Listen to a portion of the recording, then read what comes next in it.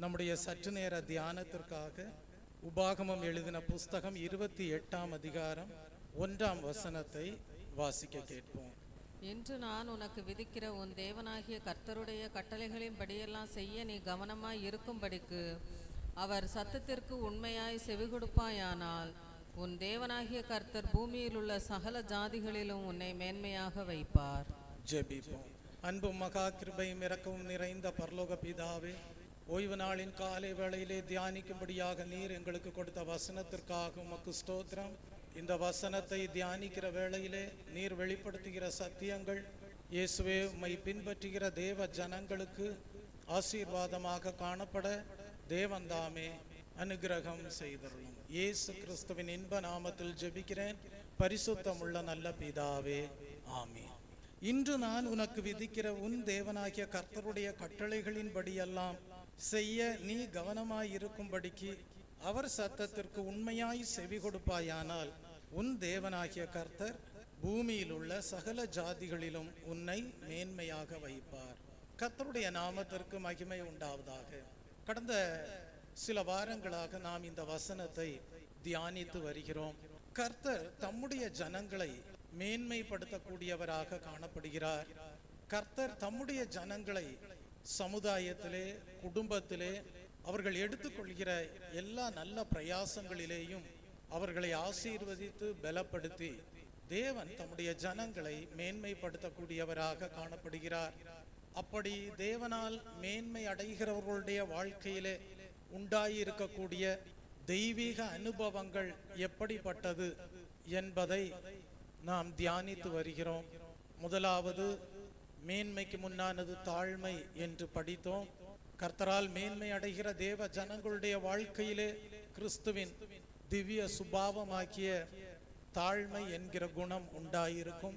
இரண்டாவது நாம் படித்தோம், நன்மை செய்கிறதினால் மேன்மை உண்டு என்று கற்றுக்கொண்டோம். மனிதர்கள் சொல்லிக்கொள்ளலாம் நாங்கள் நன்மை செய்கிறோம் என்று. ஆனால் நாம் வேத வசனத்தின் வெளிச்சத்தில் கர்த்தருடைய பார்வையில் நன்மை செய்கிறவர்களாக காணப்பட வேண்டுமானால் எப்படிப்பட்ட தெய்வீக அனுபவங்கள் உடையவர்களாக காணப்பட வேண்டும் என்பதை அறிந்து ஜீவிக்க வேண்டியவர்களாய் இருக்கிறபடியால் நாம் வேத வசனத்தின் வெளிச்சத்திலே நம்முடைய ஜீவியமானது நன்மை செய்கிறதாக காணப்படுகிறதா என்பதை ஆராய்ந்து பார்க்க துவங்கினோம். அப்படி ஆராய்ந்து பார்த்த வேளையிலே தேவன் யாருடைய வாழ்க்கையை நன்மையாக காண்கிறார், யார் தேவனுடைய பார்வையிலே நன்மை செய்கிறவர்களாக காணப்பட முடியும் என்பதை தியானித்த போது, முதலாவது, நொறுங்குண்ட இருதயம் உள்ளவர்களுக்கு கர்த்தர் சமீபம் உள்ளவராய் இருக்கிறார், நறுங்குண்ட ஆவி உள்ளவர்களை இரட்சிக்கிறார் என்று படித்தோம். இரண்டாவதாக, யார் உதடுகளின் கனியாகிய ஸ்தோத்திர பலிகளையும் உதடுகளின் காளையாகிய ஸ்தோத்திர பலிகளையும் உள்ளத்தின் ஆழத்திலிருந்து தியாகமான பலியாக தேவனுக்கு ஏறெடுக்கிறார்களோ அவர்களுடைய ஜீவியமானது தேவனுடைய பார்வையிலே நன்மைக்கு ஏதுவாக காணப்படும் என்று கற்றுக்கொண்டோம். மூன்றாவதாக, தேவனுடைய பார்வையிலே மேன்மையான பலிகளை செலுத்துகிறவர்களாக, ஆவிக்குரிய பலிகளை செலுத்தக்கூடியவர்களாக, நன்மை செய்கிறவர்களாக, ஜீவியமானது நன்மைக்கு எதுவாக காணப்பட வேண்டுமானால் நாம் கற்றுக்கொண்டோம், அவர்கள் தேவ ஜனங்களாக முழு இருதயத்தோடும் முழு ஆத்துமாவோடும் முழு மனதோடும் முழு பலத்தோடும் தேவனிடத்தில் அன்பு கூறக்கூடியவர்களாய் இருப்பார்கள் என்று கற்றுக்கொண்டோம். தங்களை நேசிப்பது போல பிறரையும் நேசிக்க கூடியவர்களாய் இருப்பார்கள் என்பதை கற்றுக்கொண்டோம். அது மாத்திரமல்ல, தேவனுடைய பார்வையிலே தேவ ஜனங்கள் மேன்மை அடைகிறவர்களாக காணப்பட வேண்டுமானால் தேவ ஜனங்களுடைய ஜீவியமானது நன்மைக்கு ஏதுவாக காணப்பட வேண்டுமானால் தேவ ஜனங்களுடைய வாழ்க்கையானது சரியான ஆவிக்குரிய பலிகளை செலுத்துவதற்கு ஏதுவாக காணப்பட வேண்டுமானால் தேவ ஜனங்களுடைய வாழ்க்கையானது நன்மை செய்கிறவர்கள் என்று சொல்லப்படுவதற்கு ஏதுவாக கர்த்தருடைய பார்வையிலே காணப்பட வேண்டுமானால் அவர்கள் பலிகளை செலுத்துவதை பார்க்கிலும் அதிகமாக நியாயம் செய்கிறவர்களாக காணப்பட வேண்டும், இரக்கத்தை சிநேகிக்கிறவர்களாக காணப்பட வேண்டும் என்கிற சத்தியங்களை கற்றுக்கொண்டோம். கர்த்தருடைய நாமத்திற்கு மகிமை உண்டாவதாக. அது மாத்திரமல்ல, கடந்த வாரத்திலே ஓசியா தீர்க்கதரிசியின் புஸ்தகம் 6ஆம் அதிகாரம் 6ஆம் வசனத்திலே எழுதப்பட்டிருக்கிற வேத வசனத்தின் அடிப்படையிலே கர்த்தர் எதை விரும்புகிறார் என்பதை அறிந்து கொண்டோம். தேவனுடைய ஜனங்கள் நன்மை செய்கிறவர்களாக காணப்பட வேண்டுமானால் அவர்கள் தேவனை அறிகிற அறிவை விரும்புகிறவர்களாக காணப்பட வேண்டும். தேவ ஜனங்களுடைய ஜீவியமானது மேன்மையான பலிகளை செலுத்துவதற்கு ஏதுவாக காணப்பட வேண்டுமானால் அவர்கள் தேவனை அறிகிற அறிவை விரும்புகிறவர்களாக காணப்பட வேண்டும். தேவ ஜனங்களுடைய வாழ்க்கை தேவனுடைய பார்வையிலே நன்மைக்கு ஏதுவாக காணப்பட வேண்டுமானால் அவர்கள் தேவனை அறிகிற அறிவை விரும்புகிறவர்களாக காணப்பட வேண்டும் என்பதை கடந்த வாரத்திலே தியானிக்க துவங்கினோம். இந்த ஓய்வு நாளின் காலை வேளையிலேயும் தேவனை அறிகிற அறிவை குறித்து சில வேத வசனங்கள் மூலமாக சத்தியங்களை நாம் தியானிக்கலாம். வாசியுங்கள். ஓசியா தீர்க்கதரிசியின் புஸ்தகம் 6ஆம் அதிகாரம் 6ஆம் வசனத்தை ஒருவர் வாசியுங்கள். பலியை அல்ல இரக்கத்தையும் தகன பலிகளை பார்க்கிலும் தேவனை அறிகிற அறிவையும் விரும்புகிறேன். பலியை அல்ல இரக்கத்தையும் தகன பலிகளை பார்க்கிலும் தேவனை அறிகிற அறிவையும் விரும்புகிறேன் என்று ஓசியா தீர்க்கதரிசியின் மூலமாக தேவன் எடுத்துரைக்கிறார். அப்படியானால் தேவன் எதை விரும்புகிறார் என்றால், தகன பலிகளை பார்க்கிலும் தம்மை குறித்து அறிகிற அறிவை ஜனங்கள் விரும்புகிறவர்களாக காணப்பட வேண்டும் என்பதையே தேவன் வாஞ்சிக்க கூடியவராக காணப்படுகிறார். ஏன் ஓசியா தீர்க்கதரிசியின் மூலமாக தேவன் ஜனங்கள் தம்மை அறிகிற அறிவை அறிய வாஞ்சிக்க கூடியவர்களாக காணப்பட வேண்டும் என்று குறிப்பிடுகிறார் என்றால், இஸ்ரவேல் தேவனை அறிகிற அறிவுக்கு பதிலாக சடங்குகள் சம்பந்தமான காரியங்களை முக்கியப்படுத்தக்கூடியவர்களாக காணப்பட்டார்கள். கடைசி நாட்களில் உண்டாகும் இஸ்ரவேலினுடைய மனந்திரும்புதலை குறித்து தேவன் ஓசியா தீர்க்கதரிசியின் மூலமாக எடுத்துரைக்கக்கூடியவராக காணப்பட்டார். அப்படி எடுத்துரைத்த காரியத்தை தான் நாம் ஓசியா தீர்க்கதரிசியின் புஸ்தகம் 6ஆம் அதிகாரத்திலே படிக்கிறோம். பலியை அல்ல இரக்கத்தையும் தகன பலிகளை பார்க்கிலும் தேவனை அறிகிற அறிவையும் விரும்புகிறேன் என்று குறிப்பிடுவதை நாம் படிக்கிறோம். அப்படியானால் இஸ்ரவேல் சடங்குகள் சம்பந்தமான காரியங்களை முக்கியப்படுத்துவதை விட்டுவிட்டு தம்மை குறித்து அறிகிற அறிவை அடைய வேண்டும் என்பதை தான் தேவன் விரும்பக்கூடியவராக காணப்படுகிறார். அப்படி தம்மை குறித்து அறிகிற அறிவை இஸ்ரவேல் அடையும் போது ஒரு பெரிய மனம் திரும்புதல் உண்டாகும் கடைசி நாட்களிலே என்பதை அறிவுறுத்தும் வண்ணமாக ஓசியா தீர்க்கதரிசியின் மூலமாக இந்த வேத வாக்கியத்தை குறிப்பிடுவதை நாம் படிக்கிறோம். இயேசு கிறிஸ்துவனுடைய 2ஆம் வருகைக்கு முன்னால் இஸ்ரவேல் கர்த்தருக்கு நேராக திரும்பக்கூடியவர்களாக காணப்படுவார்கள் என்பதை இந்த வேத வசனத்தின் மூலமாக நாம் அறிந்து கொள்கிறோம். இதை சம்பந்தப்படுத்தும் விதமாக தான் தேவன் சகரியா தீர்க்கதரிசியின் மூலமாகவும் ஒரு விஷயத்தை எடுத்துரைத்தார். அதை குறித்து நாம் சகரியா தீர்க்கதரிசியின் புஸ்தகம் 13ஆம் அதிகாரம் 1ஆம் வசனத்திலே படிக்கிறோம். அந்நாளிலே பாவத்தையும் அழுக்கையும் நீக்க தாவீதின் குடும்பத்தாருக்கும் எருசலேமின் குடிகளுக்கும் திறக்கப்பட்ட ஒரு ஊற்று உண்டாயிருக்கும் என்று அங்கே குறிப்பிடப்பட்டிருப்பதை நாம் படிக்கிறோம். வாசியுங்கள். சகரியா தீர்க்கதரிசியின் புஸ்தகம் 13ஆம் அதிகாரம் 1ஆம் வசனம். அந்நாளிலே பாவத்தையும் அழுக்கையும் நீக்க தாவீதின் குடும்பத்தாருக்கும் எருசலேமின் குடிகளுக்கும் திறக்கப்பட்ட ஒரு ஊற்று உண்டாயிருக்கும். சகரியா தீர்க்கதரிசியின் மூலமாக தேவன் தீர்க்க தரிசனமாக உரைக்கிறார். அந்நாளிலே, அது எந்த நாள்? கடைசி நாட்களிலே. அந்த கடைசி நாட்கள் என்று சொல்லப்படுகிற நாட்கள் எவை? இயேசு கிறிஸ்துவின் 2ஆம் வருகைக்கு முன்னால் காணப்படுகிற கடைசி நாட்கள். அந்த நாட்களிலே இஸ்ரவேலிலே ஒரு பெரிய மனம் திரும்புதல் உண்டாகும். எதனால்? கர்த்தரை அறிகிற அறிவுக்கு முக்கியத்துவம் கொடுப்பதினால். கர்த்தரை அறிகிற அறிவை அடையும்படியாக விரும்புகிறபடியால் ஒரு பெரிய மனம் திரும்புதல் உண்டாகும். அதற்காக கர்த்தர் என்ன செய்கிறார்? அந்த கடைசி நாட்களிலே பாவத்தையும் அழுக்கையும் நீக்க தாவீதின் குடும்பத்தாருக்கும் எருசலேமின் குடிகளுக்கும் ஒரு ஊற்றை திறக்கக்கூடியவராக காணப்படுகிறார். கர்த்தருடைய நாமத்திற்கு மகிமை உண்டாவதாக. இதன் அடிப்படையிலே தான் கர்த்தர் ஓசியா தீர்க்கதரிசியின் மூலமாக எழுதுகிறார், பலியை அல்ல இரக்கத்தையும் தகன பலிகளை பார்க்கிலும் தேவனை அறிகிற அறிவையும் விரும்புகிறேன் என்று குறிப்பிடுகிறார்.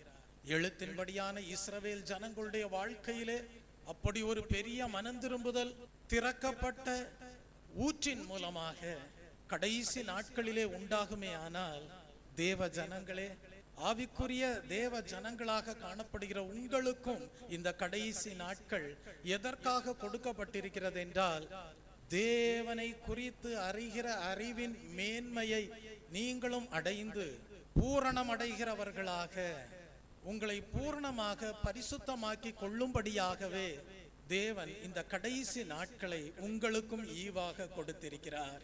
கர்த்தருடைய நாமத்திற்கு மகிமை உண்டாவதாக. ஆகவே பரிசுத்தமாக இருக்கிற நீங்கள் உங்களுடைய பரிசுத்த வாழ்க்கையை குறித்து திருப்தி அடையாமல் இன்னும் அதிகமாக பரிசுத்தம் அடையும்படியாக, தேவனுடைய சுத்திகரிப்பை அடையும்படியாக, தேவன் அருளுகிற சுத்திகரிப்பை பாதுகாத்து கொள்ளும்படியாக, தேவனை அறிகிற அறிவை அடையும்படியாக இந்த கடைசி நாட்களிலே விருப்பம் கொண்டு ஜீவிக்கிறவர்களாக காணப்பட வேண்டும். கர்த்தருடைய நாமத்திற்கு மகிமை உண்டாவதாக. தேவ ஜனங்களே, தேவனை குறித்து அறிகிற அறிவை நீங்கள் விரும்பி ஜீவிக்கும் போது பெற்றுக்கொள்ளக்கூடிய ஆசீர்வாதங்கள் என்ன என்பதை இந்த வாரத்திலே குறிப்பிடுவதாக நான் கடந்த வாரத்திலே உங்களுக்கு சொன்னேன். இந்த ஓய்வு நாளின் காலை வேளையிலே 4 ஆசீர்வாதங்களை உங்களுக்கு முன்பாக சுட்டிக்காட்ட விரும்புகிறேன். தேவனை அறிகிற அறிவை நீங்கள் அடைவதனால் உண்டாகிற ஆசீர்வாதங்கள் என்ன? வாசியுங்கள். 2 பேதுருவின் புஸ்தகம் 1ஆம் அதிகாரம் 2ஆம் வசனத்தை படிக்கும் போது, தேவனையும் நம்முடைய கர்த்தராகிய இயேசுவையும் அறிகிற அறிவினால் உங்களுக்கு கிருபையும் சமாதானமும் பெருகும் என்று எழுதப்பட்டிருப்பதை நாம் படிக்கிறோம். தெய்வ ஜனமே, நீங்கள் கிருபையிலே பெருகினவர்களாக, தேவ சமாதானத்திலே பெருகினவர்களாக ஜீவிக்க வேண்டுமானால், பரலோக பிதாவாகிய தேவனையும் அவருடைய குமாரனாகிய கர்த்தராகிய இயேசுவை குறித்து அறிகிற அறிவையும் அடைந்தவர்களாக காணப்பட வேண்டும். இங்கே நாம் படிக்கிறோம், கிருபையும் பெருகும் சமாதானமும் பெருகும் என்று படிக்கிறோம். அதனுடைய அர்த்தம் என்ன? தெய்வ பிள்ளையே, பரலோக பிதாவாகிய தேவனை குறித்து நீங்கள் அதிகமாக அறிந்து கொள்ளும் போது, அவருடைய குமாரனாகிய இயேசு கிறிஸ்துவை குறித்து அறிகிற அறிவை நீங்கள் அடையும் போது, உங்களுடைய வாழ்க்கையிலே கிருபையினால் உண்டாகக்கூடிய சுத்திகரிப்பும் பெருகக்கூடியதாய் இருக்கும். தேவன் அருளுகிற சுத்திகரிப்பின் சமாதானமும் உங்களுடைய வாழ்க்கையிலே பெருகக்கூடியதாக காணப்படும். காரணம், அவைகள் அனைத்தையும் பரலோக பிதாவாகிய தேவன் தம்முடைய குமாரனாகிய இயேசு கிறிஸ்துவின் மூலமாக கல்வாரி சிலுவையிலே ஆசீர்வாதமாக மனுக்குலத்திற்காக வைத்திருக்கிறார். கர்த்தருடைய நாமத்திற்கு மகிமை உண்டாவதாக. இன்னும் எங்களுடைய வாழ்க்கையிலே கிருபை பெருகவில்லை, இன்னும் எங்களுடைய வாழ்க்கையிலே சமாதானம் பெருகவில்லை, இன்னும் எங்களுடைய வாழ்க்கையிலே சுத்திகரிக்கக்கூடிய கிருபையும் சுத்திகரிக்கக்கூடிய தேவ சமாதானமும் பெருகாதபடி காணப்படுகிறது என்று யாராகிலும் சொல்லுவார்களே ஆனால், அவர்கள் இன்றைக்கும் தேவன் தம்முடைய குமாரனாகிய இயேசு கிறிஸ்துவை கல்வாரி சிலுவையிலே மனுக்குலத்தின் ஆசீர்வாதத்திற்காக கிருபாதார பலியாக ஒப்பு கொடுத்தாரே, அந்த கிருபாதார பலியின் மீது விசுவாசம் வைக்காமல் ஜீவிக்கக்கூடியவர்களாகவே காணப்படுவார்கள். ஆகவே அவர்களுடைய வாழ்க்கையிலே சுத்திகரிப்பின் துவக்கம் உண்டாயிராமல் போவதனால் அவர்களுடைய வாழ்க்கையிலே சுத்திகரிக்கும் கிருபையும் பெருகாதபடி காணப்படும், சுத்திகரிக்கும் சமாதானமும் பெருகாதபடி காணப்படும். ஆனால் தேவ ஜனங்களே, உங்களுடைய வாழ்க்கையிலே சுத்திகரிக்கக்கூடிய கிருபையும் பெருக வேண்டும், சுத்திகரிக்கக்கூடிய தேவ சமாதானமும் பெருகிக் கொண்டே விருத்தி அடைய வேண்டும். அதற்கு நீங்கள் என்ன செய்ய வேண்டும்? பரலோக பிதாவாகிய தேவனை குறித்தும் அவருடைய குமாரனாகிய இயேசு கிறிஸ்துவை குறித்து அறிகிற அறிவிலே விருத்தி அடைந்து கொண்டு செல்ல வேண்டும், வளர்ச்சி அடைய வேண்டும், விருத்தி அடைய வேண்டும். அப்பொழுது அந்த தேவனுக்கேற்ற அறிவு உங்களை கல்வாரி சிலுவையின் மூலமாக கிறிஸ்து கிருபாதார பலியாக தம்மையே ஒப்பு கொடுத்தாரே, அந்த கல்வாரி சிலுவையின் மூலமாக அடையக்கூடிய சுத்திகரிப்பின் துவக்கத்தை அடைந்தவர்களாக காணப்படுவீர்கள். பின்பு நாளடைவிலே நீங்கள் தேவனை குறித்து அறிகிற அறிவிலே வளரும் போது அந்த சுத்திகரிப்பையும் உங்களுடைய வாழ்க்கையிலே பெருக செய்யக்கூடியவர்களாக காணப்படுவீர்கள். நீங்கள் சொல்லுவீர்கள், எங்களுடைய வாழ்க்கையிலே கிருபை பெருகி கொண்டே இருக்கிறது, சமாதானமும் பெருகி கொண்டே இருக்கிறது என்று சொல்லுவீர்கள். உங்களுடைய ஜீவியத்திற்கும் உலக பிரகாரமாக வாழ்கிற மனிதர்களுடைய ஜீவியத்திற்கும் ஒரு பெரிய வித்தியாசம் உண்டாயிருக்கும். அவர்களுடைய வாழ்க்கையிலே இல்லாத கிருபையும் சமாதானமும் உங்களுடைய வாழ்க்கையிலே பெருகி கொண்டே இருக்கும். தெய்வ ஜனமே, இதுதான் முதல் ஆசீர்வாதமாக காணப்படுகிறது. இரண்டாவது ஆசீர்வாதம் என்ன? நீங்கள் தேவனை குறித்து அறிகிற அறிவை உங்களுடைய வாழ்க்கையிலே அடையும்படியாக விரும்பும் போது நிச்சயமாகவே கிறிஸ்துவை அறிய அறிய அவருடைய இனிய சுபாவங்கள், ஆவியின் கனிகள், தெய்வீக குணாதிசயங்கள் உங்களுக்குள்ளாக கடந்து வரக்கூடியதாக காணப்படும். கிறிஸ்துவை பற்றி அறிகிற அறிவினாலே நீங்கள் உலகத்தின் அசுத்தங்களுக்கு தப்பிக்கொண்டவர்களாக காணப்படுவீர்கள். கேடுபாடுகளுக்கு தப்பிக்கொண்டவர்களாக கிறிஸ்துவின் திவ்ய சுபாவத்திற்கு பங்குள்ளவர்களாக மாறினவர்களாய் இருப்பீர்கள். கர்த்தருடைய நாமத்திற்கு மகிமை உண்டாவதாக. இன்றைக்கு உங்களுடைய வாழ்க்கையை நீங்கள் ஆராய்ந்து பாருங்கள். நாம் வாழக்கூடிய உலகத்திலே அசுத்தங்கள் காணப்படுகிறது, கேடுபாடுகள் காணப்படுகிறது. இன்றைக்கு உங்களுடைய வாழ்க்கையானது அந்த அசுத்தங்களுக்கு தப்பினதாக காணப்படுகிறதா? இன்றைக்கு உங்களுடைய வாழ்க்கையானது அந்த கேடுபாடுகளுக்கெல்லாம் தப்பிக்கொண்டதாக காணப்படுகிறதா? சற்று ஆராய்ந்து பாருங்கள். அப்படி தப்பிக்கொண்டதாக உங்கள் ஜீவியம் காணப்படுமேயானால் நீங்கள் எதை விரும்பினவர்களாக காணப்படுகிறீர்கள் என்றால், தேவனை குறித்து அறிகிற அறிவை உங்களுடைய வாழ்க்கையிலே விருத்தி செய்யும்படியாக, கர்த்தரை குறித்து அறிகிற அறிவை அடையும்படியாக விரும்பினவர்களாக காணப்பட்டிருப்பீர்கள். கர்த்தருடைய நாமத்திற்கு மகிமை உண்டாவதாக. ஆகவே உங்களுடைய வாழ்க்கையிலே நீங்கள் வெறுக்க வேண்டியவைகளை வெறுத்தபடியினால் கர்த்தர் தம்முடைய பகுதியிலே தாம் உங்களுடைய வாழ்க்கையிலே அடையும்படியாக சித்தம் கொண்ட ஆசீர்வாதமாகிய தம்முடைய இனிய சுபாவங்களையும் ஆவிக்குரிய கனிகளையும் தெய்வீக குணாதிசயங்களையும் அடையும்படியாக செய்கிறார். கர்த்தருடைய நாமத்திற்கு மகிமை உண்டாவதாக. நீங்கள் பிசாசையும் தேவனையும் ஒரே சமயத்தில் பிரியப்படுத்த முடியாது. ஒன்றை வெறுக்க வேண்டும், இன்னொன்றை நேசிக்க வேண்டும். நீங்கள் உலகத்தில் காணப்படுகிற அசுத்தங்களை வெறுப்பீர்களானால், உலகத்தில் காணப்படுகிற கேடுபாடுகளை வெறுப்பீர்களானால், நீங்கள் தெய்வத்தை சிநேகிக்கக்கூடியவர்களாக மாறுகிறீர்கள். பரலோக தேவனையும் அவர் அனுப்பின குமாரனாகிய இயேசு கிறிஸ்துவையும் சிநேகிக்கக்கூடியவர்களாக காணப்படுவீர்கள். அப்பொழுது கர்த்தர் என்ன செய்வார்? தம்மை குறித்து அறிகிற அறிவை அடையும்படியாக நீங்கள் விரும்புகிறபடியால் அவருடைய இனிய சுபாவங்கள் உங்களுடைய வாழ்க்கையிலே கடந்து வரும்படியாக அனுக்கிரகம் செய்வார். உங்களை காண்கிறவர்கள் நிச்சயமாகவே சாட்சி கொடுப்பதற்கு ஏதுவாய் இருக்கும். உங்களுடைய வாழ்க்கையிலே தேவனுடைய குணாதிசயங்கள் உண்டு என்பதை குறித்து. கர்த்தருடைய நாமத்திற்கு மகிமை உண்டாவதாக. வாசியுங்கள். 2 பேதுருவின் புஸ்தகம் 2ஆம் அதிகாரம் 20ஆம் வசனத்தை படியுங்கள். 2 பேதுருவின் புஸ்தகம் 2ஆம் அதிகாரம் 20ஆம் வசனம். கர்த்தரும் இரட்சகருமாய் இருக்கிற இயேசு கிறிஸ்துவை அறிகிற அறிவினாலே உலகத்தின் அசுத்தங்களுக்கு தப்பினவர்கள் மறுபடியும் அவைகளில் சிக்கிக்கொண்டு ஜெயிக்கப்பட்டால் அவர்களுடைய பின்னிலைமை முன்னிலைமையிலும் கேடுள்ளதாயிருக்கும். கர்த்தரும் இரட்சகருமாய் இருக்கிற இயேசு கிறிஸ்துவை அறிகிற அறிவினாலே உலகத்தின் அசுத்தங்களுக்கு தப்பினவர்கள். மறுபடியும் அவைகளில் சிக்கிக்கொண்டு ஜெயிக்கப்பட்டால் அவர்களுடைய பின்னிலைமை முன்னிலைமையிலும் கேடுள்ளதாயிருக்கும். அப்படியானால் யார் கர்த்தரை குறித்து அறிகிற அறிவை அடையும்படியாக விருப்பம் கொள்கிறார்களோ அவர்கள் நிச்சயமாகவே உலகத்தின் அசுத்தங்களுக்கு தப்பினவர்களாக காணப்படுவார்கள். அவர்களுடைய வாழ்க்கையிலே தேவனுடைய இனிய சுபாவங்களும் ஆவியின் கனிகளும் தெய்வீக குணாதிசயங்களும் உண்டாயிருக்கும். கர்த்தருடைய நாமத்திற்கு மகிமை உண்டாவதாக. 2 பேதுருவின் புஸ்தகம் 3ஆம் அதிகாரம் 18ஆம் வசனத்தை படித்து பாருங்கள். நம்முடைய கர்த்தரும் இரட்சகருமாகிய இயேசு கிறிஸ்துவின் கிருபையிலும் அவரை அறிகிற அறிவிலும் வளருங்கள் என்று எழுதப்பட்டிருக்கிறது. அப்படியானால் கர்த்தரை குறித்து அறிகிற அறிவை அடைய வேண்டும், பின்பு அந்த அறிவிலே வளர வேண்டும்.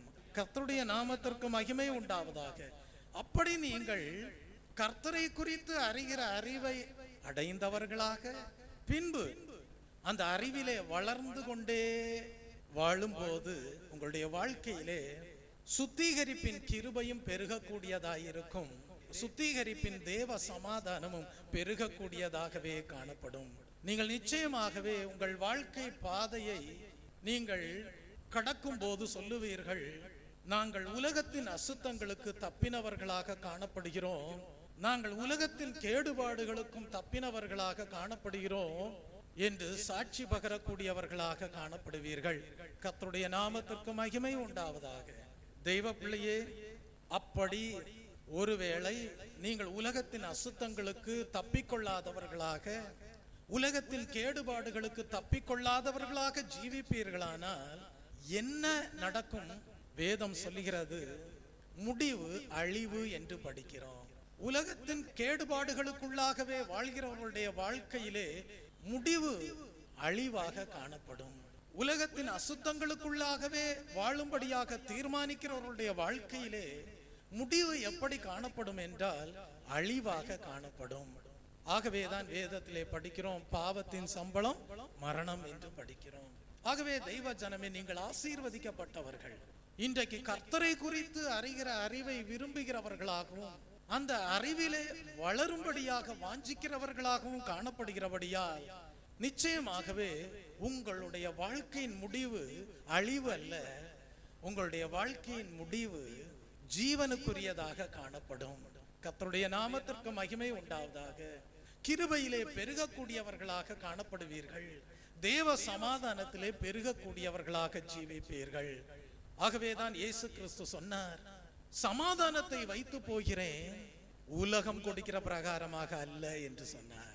தெய்வ பிள்ளையே, ஆகவே இயேசு கிறிஸ்துவினால் உண்டாகக்கூடிய கிருபையும் இயேசு கிறிஸ்துவினால் உண்டாகக்கூடிய சமாதானமும் உங்களுடைய வாழ்க்கையிலே சுத்திகரிப்பை பெருக செய்யக்கூடியதாக காணப்பட வேண்டும். உங்களுடைய வாழ்க்கையிலே உலகத்தில் கேடுபாடுகளுக்கு நீங்கள் தப்பிக்கொண்டீர்கள் என்று நிச்சயித்து கொண்டவர்களாக ஜீவிக்க கூடியவர்களாக காணப்பட வேண்டும். கர்த்தருடைய நாமத்திற்கு மகிமை உண்டாவதாக. நீங்கள் சொல்லுவீர்கள், எங்களுடைய அலங்கத்திற்குள்ளே சமாதானமும் சுகமும் உண்டாகி இருக்கிறது என்று சொல்லுவீர்கள். கர்த்தருடைய நாமத்திற்கு மகிமை உண்டாவதாக. தெய்வ பிள்ளையே, லேவியை குறித்து நாம் வேதத்திலே படிக்கிறோம். லேவியினுடைய வாழ்க்கையிலே சாபங்கள் காணப்பட்டது. ஆனால் லேவியினுடைய வாழ்க்கையில் இருந்த சாபங்கள் அகற்றப்பட்டு அவர்கள் ஆசீர்வதிக்கப்படக்கூடியவர்களாக மாறினதற்கு காரணம் என்ன தெரியுமா? அவர்கள் தேவனுடைய வார்த்தைகளை கவனிக்க கூடியவர்களாகவும் தேவனுடைய உடன்படிக்கையை காப்பாற்றக்கூடியவர்களாகவும் காணப்பட்டார்கள். நீங்கள் உபாகமம் எழுதின புஸ்தகம் 33ஆம் அதிகாரம் 8 முதல் 10 வசனங்களை வாசியுங்கள். லேவியை குறித்து, நீ மாசாவளி பரீட்சை பார்த்து மேரிபாவின் தண்ணீரிடத்தில் வாக்குவாதம் பண்ணின உன் பரிசுத்த புருஷன் வசமாய் உன்னுடைய தும்மீம் ஊரீம் என்பவைகள் இருப்பதாக தன் தகப்பனுக்கும் தன் தாய்க்கும் நான் உங்களை பாரேன் என்று சொல்லி தன் சகோதரரை அங்கீகரியாமல் தன் பிள்ளைகளையும் அறியாமல் இருக்கிறவன் வசமாய் அவைகள் இருப்பதாக அவர்கள் உம்முடைய வார்த்தைகளை கைக்கொண்டு உம்முடைய உடன்படிக்கையை காக்கிறவர்கள். அவர்கள் யாக்கோபுக்கு உம்முடைய நியாயங்களையும் இஸ்ரவேலுக்கு உம்முடைய பிரமாணத்தையும் போதித்து உமது சன்னிதானத்திலே தூப வர்க்கத்தையும் உமது பலிபீடத்தின் மேல் சர்வாங்க தகன பலிகளையும் இடுவார்கள். கர்த்தருடைய நாமத்திற்கு மகிமை உண்டாவதாக. லேவி தேவனால் சபிக்கப்பட்ட நிலைமையிலே காணப்பட்ட அனுபவத்தை நாம் ஆதியாகமம் எழுதின புஸ்தகம் 49ஆம் அதிகாரம் 5 முதல் 7 வசனங்களிலே படிக்கிறோம். ஆனால் அந்த சாபங்கள் நீங்கி போனது. அதை குறித்து நாம் எண்ணாகமம் எழுதின புஸ்தகம் 25ஆம் அதிகாரம் 1 முதல் 13 வசனங்களிலே படிக்கிறோம். அப்படியானால் லேவி தேவனால் சபிக்கப்பட்ட நிலைமையிலே காணப்பட்டிருந்தும் கூட அந்த சாபங்கள் நீங்கி ஆசீர்வதிக்கப்படுவதற்கு காரணமாக அமைந்தது என்ன? அவர்கள் தேவனுடைய வார்த்தைகளை கவனிக்கக்கூடியவர்களாக, தேவனுடைய உடன்படிக்கையை காப்பாற்றக்கூடியவர்களாக காணப்பட்டார்கள். ஆகவே தெய்வ பிள்ளையே, கர்த்தரை குறித்து அறிகிற அறிவிலே வளரும் போது சாபங்கள் நீங்கி விடுகிறது, ஆசீர்வதிக்கப்படக்கூடியவர்களாக மாறுகிறார்கள். சாபங்கள் நீங்கி விடுகிறது, சுத்திகரிப்பை அடையக்கூடியவர்களாக மாறிவிடுகிறார்கள். உலகத்தின் அசுத்தங்களுக்கு தப்பிக்கொண்டவர்களாக காணப்படுகிறார்கள். உலகத்தில் கேடுபாடுகளுக்கு தப்பிக்கொண்டவர்களாக காணப்படுகிறார்கள். ஒருவேளை உங்களுடைய வாழ்க்கையிலே சாபங்கள் காணப்படுகிறதாக நீங்கள் உணர்வீர்களானால், இன்றைக்கும் லேவியை கர்த்தர் எப்படி சாபத்திலிருந்து மீட்டு அவர்களுடைய வம்சத்தை ஆசீர்வாதமாக மாற்றினாரோ, அப்படியே உங்களுடைய வாழ்க்கையையும் ஆசீர்வதிக்க வல்லமை உள்ளவராயிருக்கிறார். நீங்கள் விசுவாசிப்பீர்களானால் தேவ மகிமையை காண்பீர்கள். நீங்கள் செய்ய வேண்டியதெல்லாம் தேவன் விரும்புகிற காரியத்திற்கு உங்கள் வாழ்க்கையிலே இடம் கொடுக்கக்கூடியவர்களாக மாற வேண்டும். தேவனே, நீர் தகன பலிகளை பார்க்கிலும் உம்மை குறித்து அறிகிற அறிவிலே வளர்வதையே நீர் விரும்பக்கூடியவராய் இருக்கிறீர் என்பதை அறிந்து கொண்டோம் என்று சொல்லி நீங்கள் என்ன செய்ய வேண்டும் என்றால், உங்களுடைய ஜீவியத்திலே காணப்படுகிற சகல சாபங்களும் நீங்கி போனதற்கு ஏதுவாக காணப்படும்படியாக நீங்கள் என்ன செய்ய வேண்டும்? கர்த்தருடைய கற்பனைகளை கவனிக்கிறவர்களாக, தேவனுடைய உடன்படிக்கையை காக்கிறவர்களாக, நீங்கள் கர்த்தரை குறித்து அறிகிற அறிவினால் உங்களுடைய ஜீவியத்திலே கிருபை பெருகும்படியாக, சமாதானம் பெருகும்படியாக, உங்களுடைய வாழ்க்கையிலே நீங்கள் சுத்திகரிப்பை உங்களுடைய ஜீவியத்திலே பெருக செய்யக்கூடியவர்களாக காணப்பட வேண்டும். கர்த்தருடைய நாமத்திற்கு மகிமை உண்டாவதாக. வாழ்க்கையிலே சாபங்கள் இருப்பதாக நீங்கள் உணர்வீர்களானால், நீங்கள் கர்த்தரை நோக்கி மன்றாடுங்கள். கர்த்தாவே, உம்மை குறித்து அறிகிற அறிவை அடையும்படியாக விரும்புகிறோம், அதிலே வளரும்படியாக விரும்புகிறோம். எங்களுக்குள்ளே உம்முடைய திவ்ய சுபாவங்களும் குணாதிசயங்களும் ஆவியின் கனிகளும் கடந்து வரும்படியாக உலகத்தின் அசுத்தங்களை வெறுக்கிறோம், உலகத்திலே காணப்படுகிற கேடுபாடுகளை வெறுக்கிறோம் என்று சொல்லி நீங்கள் கர்த்தருடைய உடன்படிக்கையை காக்கும்படியாக, கர்த்தருடைய உடன்படிக்கைக்குள்ளாக கடந்து வருவீர்களானால், கர்த்தரை குறித்து அறிகிற அறிவிலே பெருகும்படியாக உங்கள் ஜீவியத்தை அர்ப்பணம் செய்வீர்களானால், மாராவின் கசப்பு எப்படி மதுரமாக மாறினதோ, எழுத்தின்படியான இஸ்ரவேல் ஜனங்களுடைய பிரயாணத்திலே எப்படி அவர்கள் மாரா என்கிற இடத்திலே வந்தபோது தண்ணீர் கசப்பானதாக காணப்பட்டதோ, ஆனால் கர்த்தர் என்ன செய்தார்? அவர்கள் வனாந்திரத்திலே மடிந்து போகாத வண்ணம் அவர்களுடைய வாழ்க்கை ஆசீர்வதிக்கப்படும்படியாக என்ன செய்தார்? மாராவின் நீரை மதுரமாக மாற்றினார், இனிமையானதாக மாற்றினார். அப்படியே உங்களுடைய ஜீவியத்தில் இருக்கக்கூடிய எல்லா சாபங்களையும் அகற்றி உங்களுடைய வாழ்க்கையை இனிமையானதாக மாற்றக்கூடியவராய் இருப்பார். உங்களுடைய ஜீவியமானது ஆவியின் கனிகளாலும் கிறிஸ்துவின் இனிய சுபாவங்களினாலும் தெய்வீக குணாதிசயங்களாலும் நிரப்பப்பட்டதாக காணப்படும்படியாக கர்த்தர் உங்களை ஆசீர்வதிப்பார். மூன்றாவதாக, தேவனை குறித்து அறிகிற அறிவினாலே நீங்கள் அடையக்கூடிய ஆசீர்வாதம் என்ன? Praise the Lord. தெய்வ பிள்ளையே, நாம் வேதத்திலே படிக்கிறோம். யோவானுக்கு எழுதின சுவிசேஷ புஸ்தகம் 17ஆம் அதிகாரம் 3ஆம் வசனத்திலே படிக்கிறோம். ஒன்றான மெய்தேவனாகிய உம்மையும் நீர் அனுப்பினவராகிய இயேசு கிறிஸ்துவையும் அறிவதே நித்திய ஜீவன் என்று படிக்கிறோம். அப்படியானால் மூன்றாவது ஆசீர்வாதம் நித்திய ஜீவன் என்று சொல்லப்பட்டிருக்கிறது. நீங்கள் பரலோக பிதாவாகிய தேவனை குறித்தும் அவர் இந்த பூமியிலே உங்களுக்காக அனுப்பி கொடுத்தாரே, குமாரனாகிய இயேசு கிறிஸ்து, அவரை குறித்தும் அறிகிற அறிவை அடையும் போது உங்களுக்கு தேவன் ஆசீர்வாதமாக நித்திய ஜீவனை கொடுக்கிறார். கர்த்தருடைய நாமத்திற்கு மகிமை உண்டாவதாக. உங்களுக்குள்ளாக ஒரு பெரிய கேள்வி காணப்படும். நித்திய ஜீவன் என்றால் என்ன என்று ஒரு கேள்வி காணப்படலாம். நித்திய ஜீவன் என்பது ஒரு அறிவாக காணப்படுகிறது. தேவனை அறியும் இந்த அறிவை நீங்கள் முற்றுமுடிய பற்றி கொண்டிருந்து அந்த அறிவிலே வளர வேண்டும். தெய்வ பிள்ளையே, நித்திய ஜீவன் என்று சொல்வது அது ஒரு அறிவாக காணப்படுகிறது. Praise the Lord. நாம் ரோமருக்கு எழுதின புஸ்தகம் 1ஆம் அதிகாரம் 28ஆம் வசனத்திலே படிக்கிறோம், தேவனை அறியும் அறிவை பற்றி கொண்டிருக்க அவர்களுக்கு மனதில்லாது இருந்தபடியினால் தகாதவைகளை செய்யும்படி தேவன் அவர்களை கேடான சிந்தைக்கு ஒப்பு கொடுத்தார் என்று படிக்கிறோம். தெய்வ பிள்ளையே, அப்படியானால் நித்திய ஜீவனை அடைய வேண்டும், பின்பு அந்த நித்திய ஜீவனிலே பெருக வேண்டும். நித்திய ஜீவன் என்பது ஒரு அறிவாக காணப்படுகிறது. அந்த அறிவிலே பெருக வேண்டும். அப்பொழுது நித்திய ஜீவனிலே பெருகினவர்களாக காணப்படுவீர்கள். அதற்கு நீங்கள் என்ன செய்ய வேண்டும்? நித்திய ஜீவனை பற்றி கொண்டிருக்க ஜாக்கிரதை உள்ளவர்களாக காணப்பட வேண்டும். நீங்கள் தேவனை குறித்து அறிந்த அறிவை பற்றி கொண்டிருக்க ஜாக்கிரதை உள்ளவர்களாக காணப்பட வேண்டும். அப்படி நீங்கள் ஜாக்கிரதை இல்லாமல், தேவனை அறியும் அறிவை பற்றி கொண்டிருக்க மனதில்லாமல் தகாதவைகளை செய்யும்படி விருப்பம் உள்ளவர்களாக காணப்படுவீர்களானால் தேவன் என்ன செய்வார்?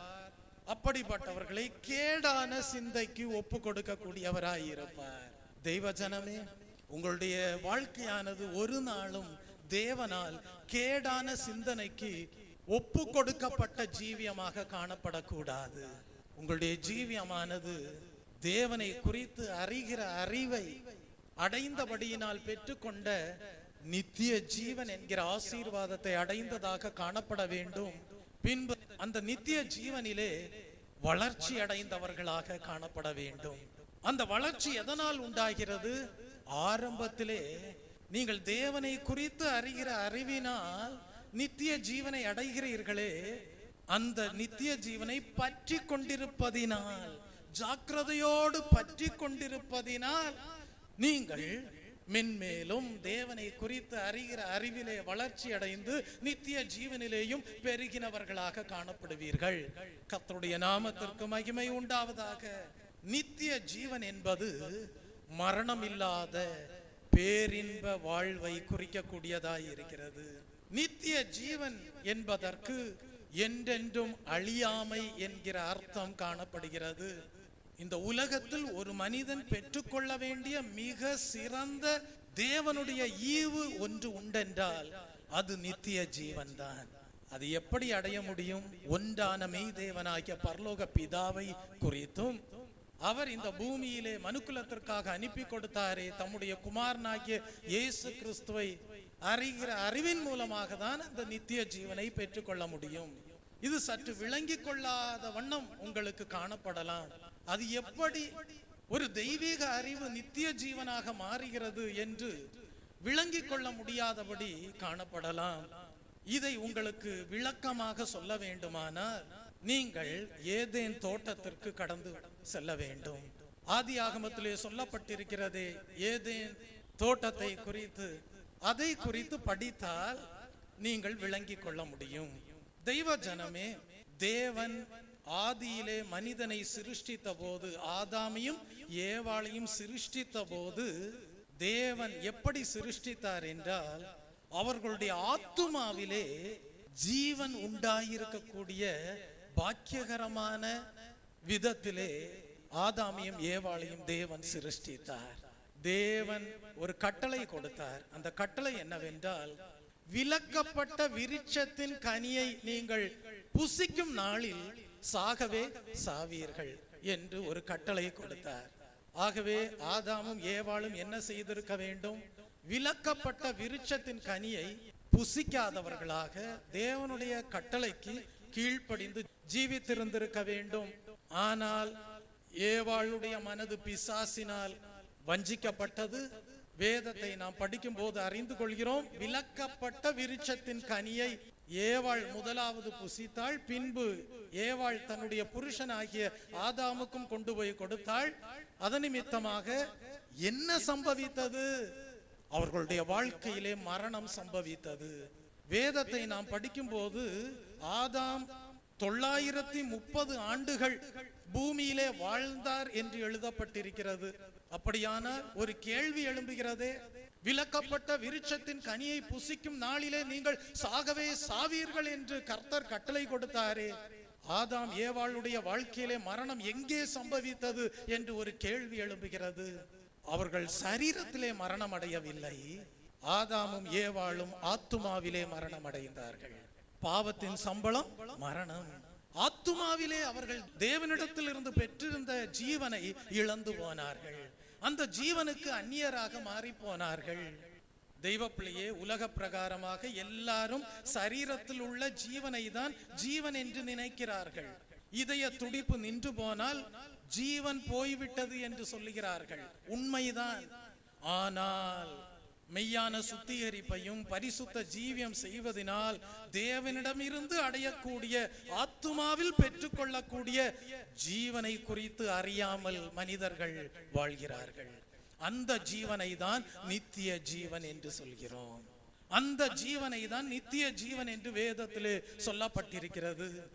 அன்றைக்கு மனிதன் பாவம் செய்த போது ஆத்துமாவிலே தேவனிடம் இருந்து பெற்றுக்கொண்ட ஜீவனை இழந்து போனான். சரீரத்திலே வாழ்ந்தான் 930 வருடங்கள். ஆனால் ஆத்துமாவிலே ஜீவன் இல்லாமல் போய்விட்டான். ஆத்துமாவிலே மரணம் அடைந்தான். ஆத்துமாவிலே மரணம் அடைந்ததை எதன் மூலமாக நம்மால் அடையாளப்படுத்த முடியும் என்றால், ஆதாமுக்கும் ஏவாளுக்கும் தேவனோடு இருந்த ஐக்கியம் துண்டித்து போடப்பட்டது. ஆதாமுடைய வாழ்க்கையிலேயும் ஏவாளுடைய வாழ்க்கையிலேயும் தேவனோடு இருந்த உறவு துண்டிக்கப்பட்டது. தேவனோடு உள்ள ஐக்கியம் இல்லாமல் போனது. அதன் மூலமாக நாம் அறிந்து கொள்கிறோம், ஆத்துமாவிலே மரணம் ஆதாமுக்கும் ஏவாளுக்கும் சம்பவித்தது என்று. ஆகவே தேவனுக்கு ஒரு விருப்பம் உண்டாயிருந்தது. அந்த விருப்பம் என்னவென்றால், ஆத்துமாவிலே மரணமடைந்த மனிதனையும் அவன் மூலமாக உண்டாகக்கூடிய சந்ததியையும் அப்படியே ஆத்துமாவிலே மரணமடைந்த நிலையிலே விட்டுவிட தேவன் விருப்பப்படவில்லை. தேவனுக்கு ஒரு விருப்பம் உண்டானது.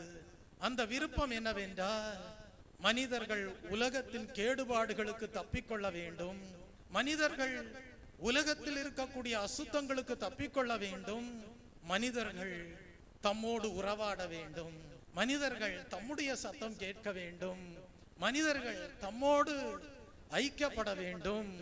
அதற்கு தம்மை குறித்து அறிகிற அறிவை அடைய வேண்டும் என்கிற விருப்பம் தேவனுடைய மனதிலே உண்டானது. ஆகவே காலாகாலங்களாக தேவன் பங்கு பங்காக வகை வகையாக தம்மை குறித்து அறிகிற அறிவை அடையும்படியாக காலாகாலங்களாக தம்மை வெளிப்படுத்த சித்தமானார். ஆபிரகாமுக்கு தம்மை வெளிப்படுத்தினார், ஈசாக்குக்கு தம்மை அறியும்படியாக செய்தார், யாக்கோபுக்கு தம்மை வெளிப்படுத்தினார். மோசேயினுடைய வாழ்க்கையிலே தாம் எப்படிப்பட்டவர் என்பதை அறிந்து கொள்ளும்படியாக செய்தார்.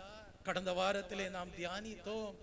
தெய்வப்பிள்ளை, இந்த புதிய ஏற்பாட்டின் காலத்திலே தேவ ஜனங்களே, நீங்கள் தேவனுடைய பரிபூர்ண ஜீவனை அடைந்தவர்களாக வாழும்படியாக தம்முடைய குமாரனாகிய இயேசு கிறிஸ்துவையே உங்களுக்காக அனுப்பி கொடுத்தார். ஆகவேதான் வேதத்திலே படிக்கிறோம், திருடன் திருடவும் கொல்லவும் அழிக்கவுமே வருகிறானே அன்றி வேறொன்றுக்கும் வரான். ஆனால் இயேசு கிறிஸ்து சொன்னார், நானோ அவைகளுக்கு ஜீவன் கொடுக்கவும் அது பரிபூர்ணப்படவும் வந்தேன் என்று சொன்னார். கர்த்தருடைய நாமத்திற்கு மகிமை உண்டாவதாக.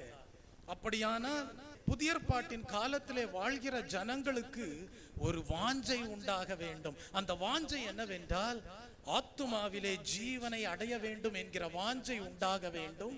பின்பு அந்த ஆத்துமாவிலே அடைந்த ஜீவன் பரிபூர்ணம் அடைய வேண்டும் என்கிற வாஞ்சையும் உண்டாக வேண்டும்.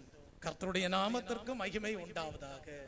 அப்படி ஒரு மனிதனுடைய வாழ்க்கையிலே ஆத்துமாவிலே ஜீவன் பரிபூர்ணம் அடையும் என்றால் அந்த மனிதன் நிச்சயமாகவே சாட்சியாக சொல்ல முடியும், முற்காலங்களிலே கர்த்தரை குறித்து அறிகிற அறிவை அடைந்திருந்தேன், அதனால் எனக்குள்ளாக நித்திய ஜீவன் உண்டானது, அதனால் எனக்குள்ளாக என் ஆத்துமாவிலே நித்திய ஜீவன் கடந்து வந்தது. பின்பு அந்த ஜீவனை பற்றி கொண்டேன். பற்றி கொள்ளும்படியாக ஜாக்கிரதையாய் இருந்தேன். கர்த்தரை குறித்து அறிகிற அறிவிலே விருத்தி அடைந்தேன், வளர்ச்சி அடைந்தேன், ஜீவன் பெருகினது. பின்பு ஒரு நாள் என் வாழ்க்கையிலே அந்த ஜீவன் பரிபூர்ணம் அடைந்தது என்று சாட்சி பகர முடியும். கர்த்தருடைய நாமத்திற்கு மகிமை உண்டாவதாக. அப்படியானால் நீங்கள் கேட்கலாம் ஒரு கேள்வி, மனிதன் ஆத்துமாவிலே இழந்து போன ஜீவனை எப்படி மறுபடியும் பெற்றுக்கொள்வது? எப்படி அந்த ஜீவன் மனிதனுடைய ஆத்துமாவிலே பரிபூர்ணம் அடைகிறது என்று நீங்கள் ஒரு கேள்வி கேட்கலாம். அப்படிப்பட்ட அனுபவங்களை தான் நாம் மெய்யான மனம் திரும்புதலின் மூலமாகவும், ரட்சிப்பின் அனுபவத்தின் மூலமாகவும், முழுக்கு ஞானஸ்நானத்தின் மூலமாகவும், பரிசுத்தாவின் அபிஷேகத்தின் மூலமாகவும் பெற்றுக்கொள்கிறோம். கர்த்தருடைய நாமத்திற்கு மகிமை உண்டாவதாக. எசேக்கியேல் தீர்க்கதரிசியின் புஸ்தகம் 18ஆம் அதிகாரம் 20ஆம் வசனத்திலே படிக்கிறோம், பாவம் செய்கிற ஆத்துமாவே சாகும் என்று அங்கே எழுதப்பட்டிருக்கிறது. எப்படி எழுதப்பட்டிருக்கிறது? பாவம் செய்கிற ஆத்துமாவே சாகும். அப்படியானால் ஆதாமும் ஏவாளும் பாவம் செய்த போது செத்தார்கள், சரீரத்திலே அல்ல, ஆத்துமாவிலே மரணம் அடைந்தார்கள். ஆகவேதான் தேவனுடைய சத்தத்தை கேட்க கூடாதபடி அவர்கள் விருட்சங்களுக்கு இடையே ஒளிந்து கொண்டார்கள். அப்படியானால் பாவம் செய்கிற ஆத்துமாவே சாகும். முற்காலங்களிலே நீங்களும் ஆத்துமாவிலே மரணம் அடைந்தவர்களாக காணப்பட்டீர்கள். ஆதாம் ஏவாள் மூலமாக உருவான சந்ததிகளில் இருந்துதான் நீங்களும் கடந்து வந்தீர்கள், ஜெனிப்பிக்கப்பட்டீர்கள். ஆத்துமாவிலே ஜீவன் இல்லாத நிலையிலேதான் தாயின் கர்ப்பத்திலிருந்து பிறப்பிக்கப்பட்டவர்களாக காணப்படுகிறீர்கள். ஆனால் நீங்கள் பிறந்த நிலைமையிலேயே மரிக்க கூடாது. நீங்கள் பிறந்த நிலையிலேயே சரீரத்திலே மாத்திரம் வளர்ச்சி அடைந்து, சரீரத்திலே காணப்படுகிற ஜீவனிலே மாத்திரம் வாழ்ந்து, சரீரத்திலே மரணம் அடைந்து சென்று விட்டால் முடிவாக நித்திய அக்கினி கடலிலே சென்றடைவீர்கள். அதுதான் தண்டனை. அப்படிப்பட்டவர்களுடைய ஜீவியம் உலகத்தில் கேடுபாடுகளுக்கு சிக்கிக் கொண்டதாகவும், தேவனை குறித்து அறிகிற அறிவை அடையாமல் ஜீவித்த வாழ்க்கையாகவே தேவனுடைய பார்வையிலே காணப்படும். ஆகவே தகன பலியை பார்க்கிறோம், தம்மை குறித்து அறிகிற அறிவை அடையும்படியாகவே தேவன் மனிதனை குறித்து சித்தம் கொண்டிருக்கிறார். அப்படியானால் ஜனங்களே என்ன செய்ய வேண்டும்?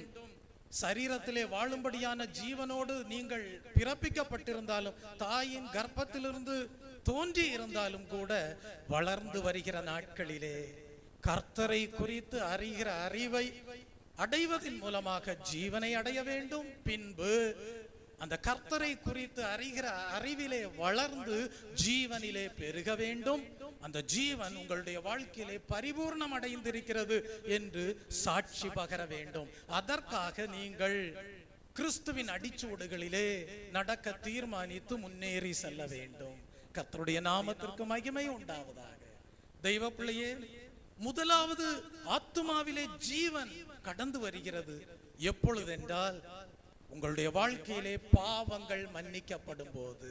பாவங்கள் உங்கள் வாழ்க்கையிலே மன்னிக்கப்படும் போது உங்களுடைய வாழ்க்கையிலே சுத்திகரிப்பு உண்டாகிறது. பாருங்கள், அந்த சுத்திகரிப்பிலே ஆத்துமாவிலே ஜீவன் கடந்து வருகிறது. அதை தான் கிருபை என்று சொல்லுகிறோம். கிருபையினாலே விசுவாசத்தை கொண்டு இலவசமாக ரட்சிக்கப்படுகிறீர்கள். நீங்கள் ரோமருக்கு எழுதின புஸ்தகம் 6ஆம் அதிகாரம் 23ஆம் வசனத்தை படியுங்கள்.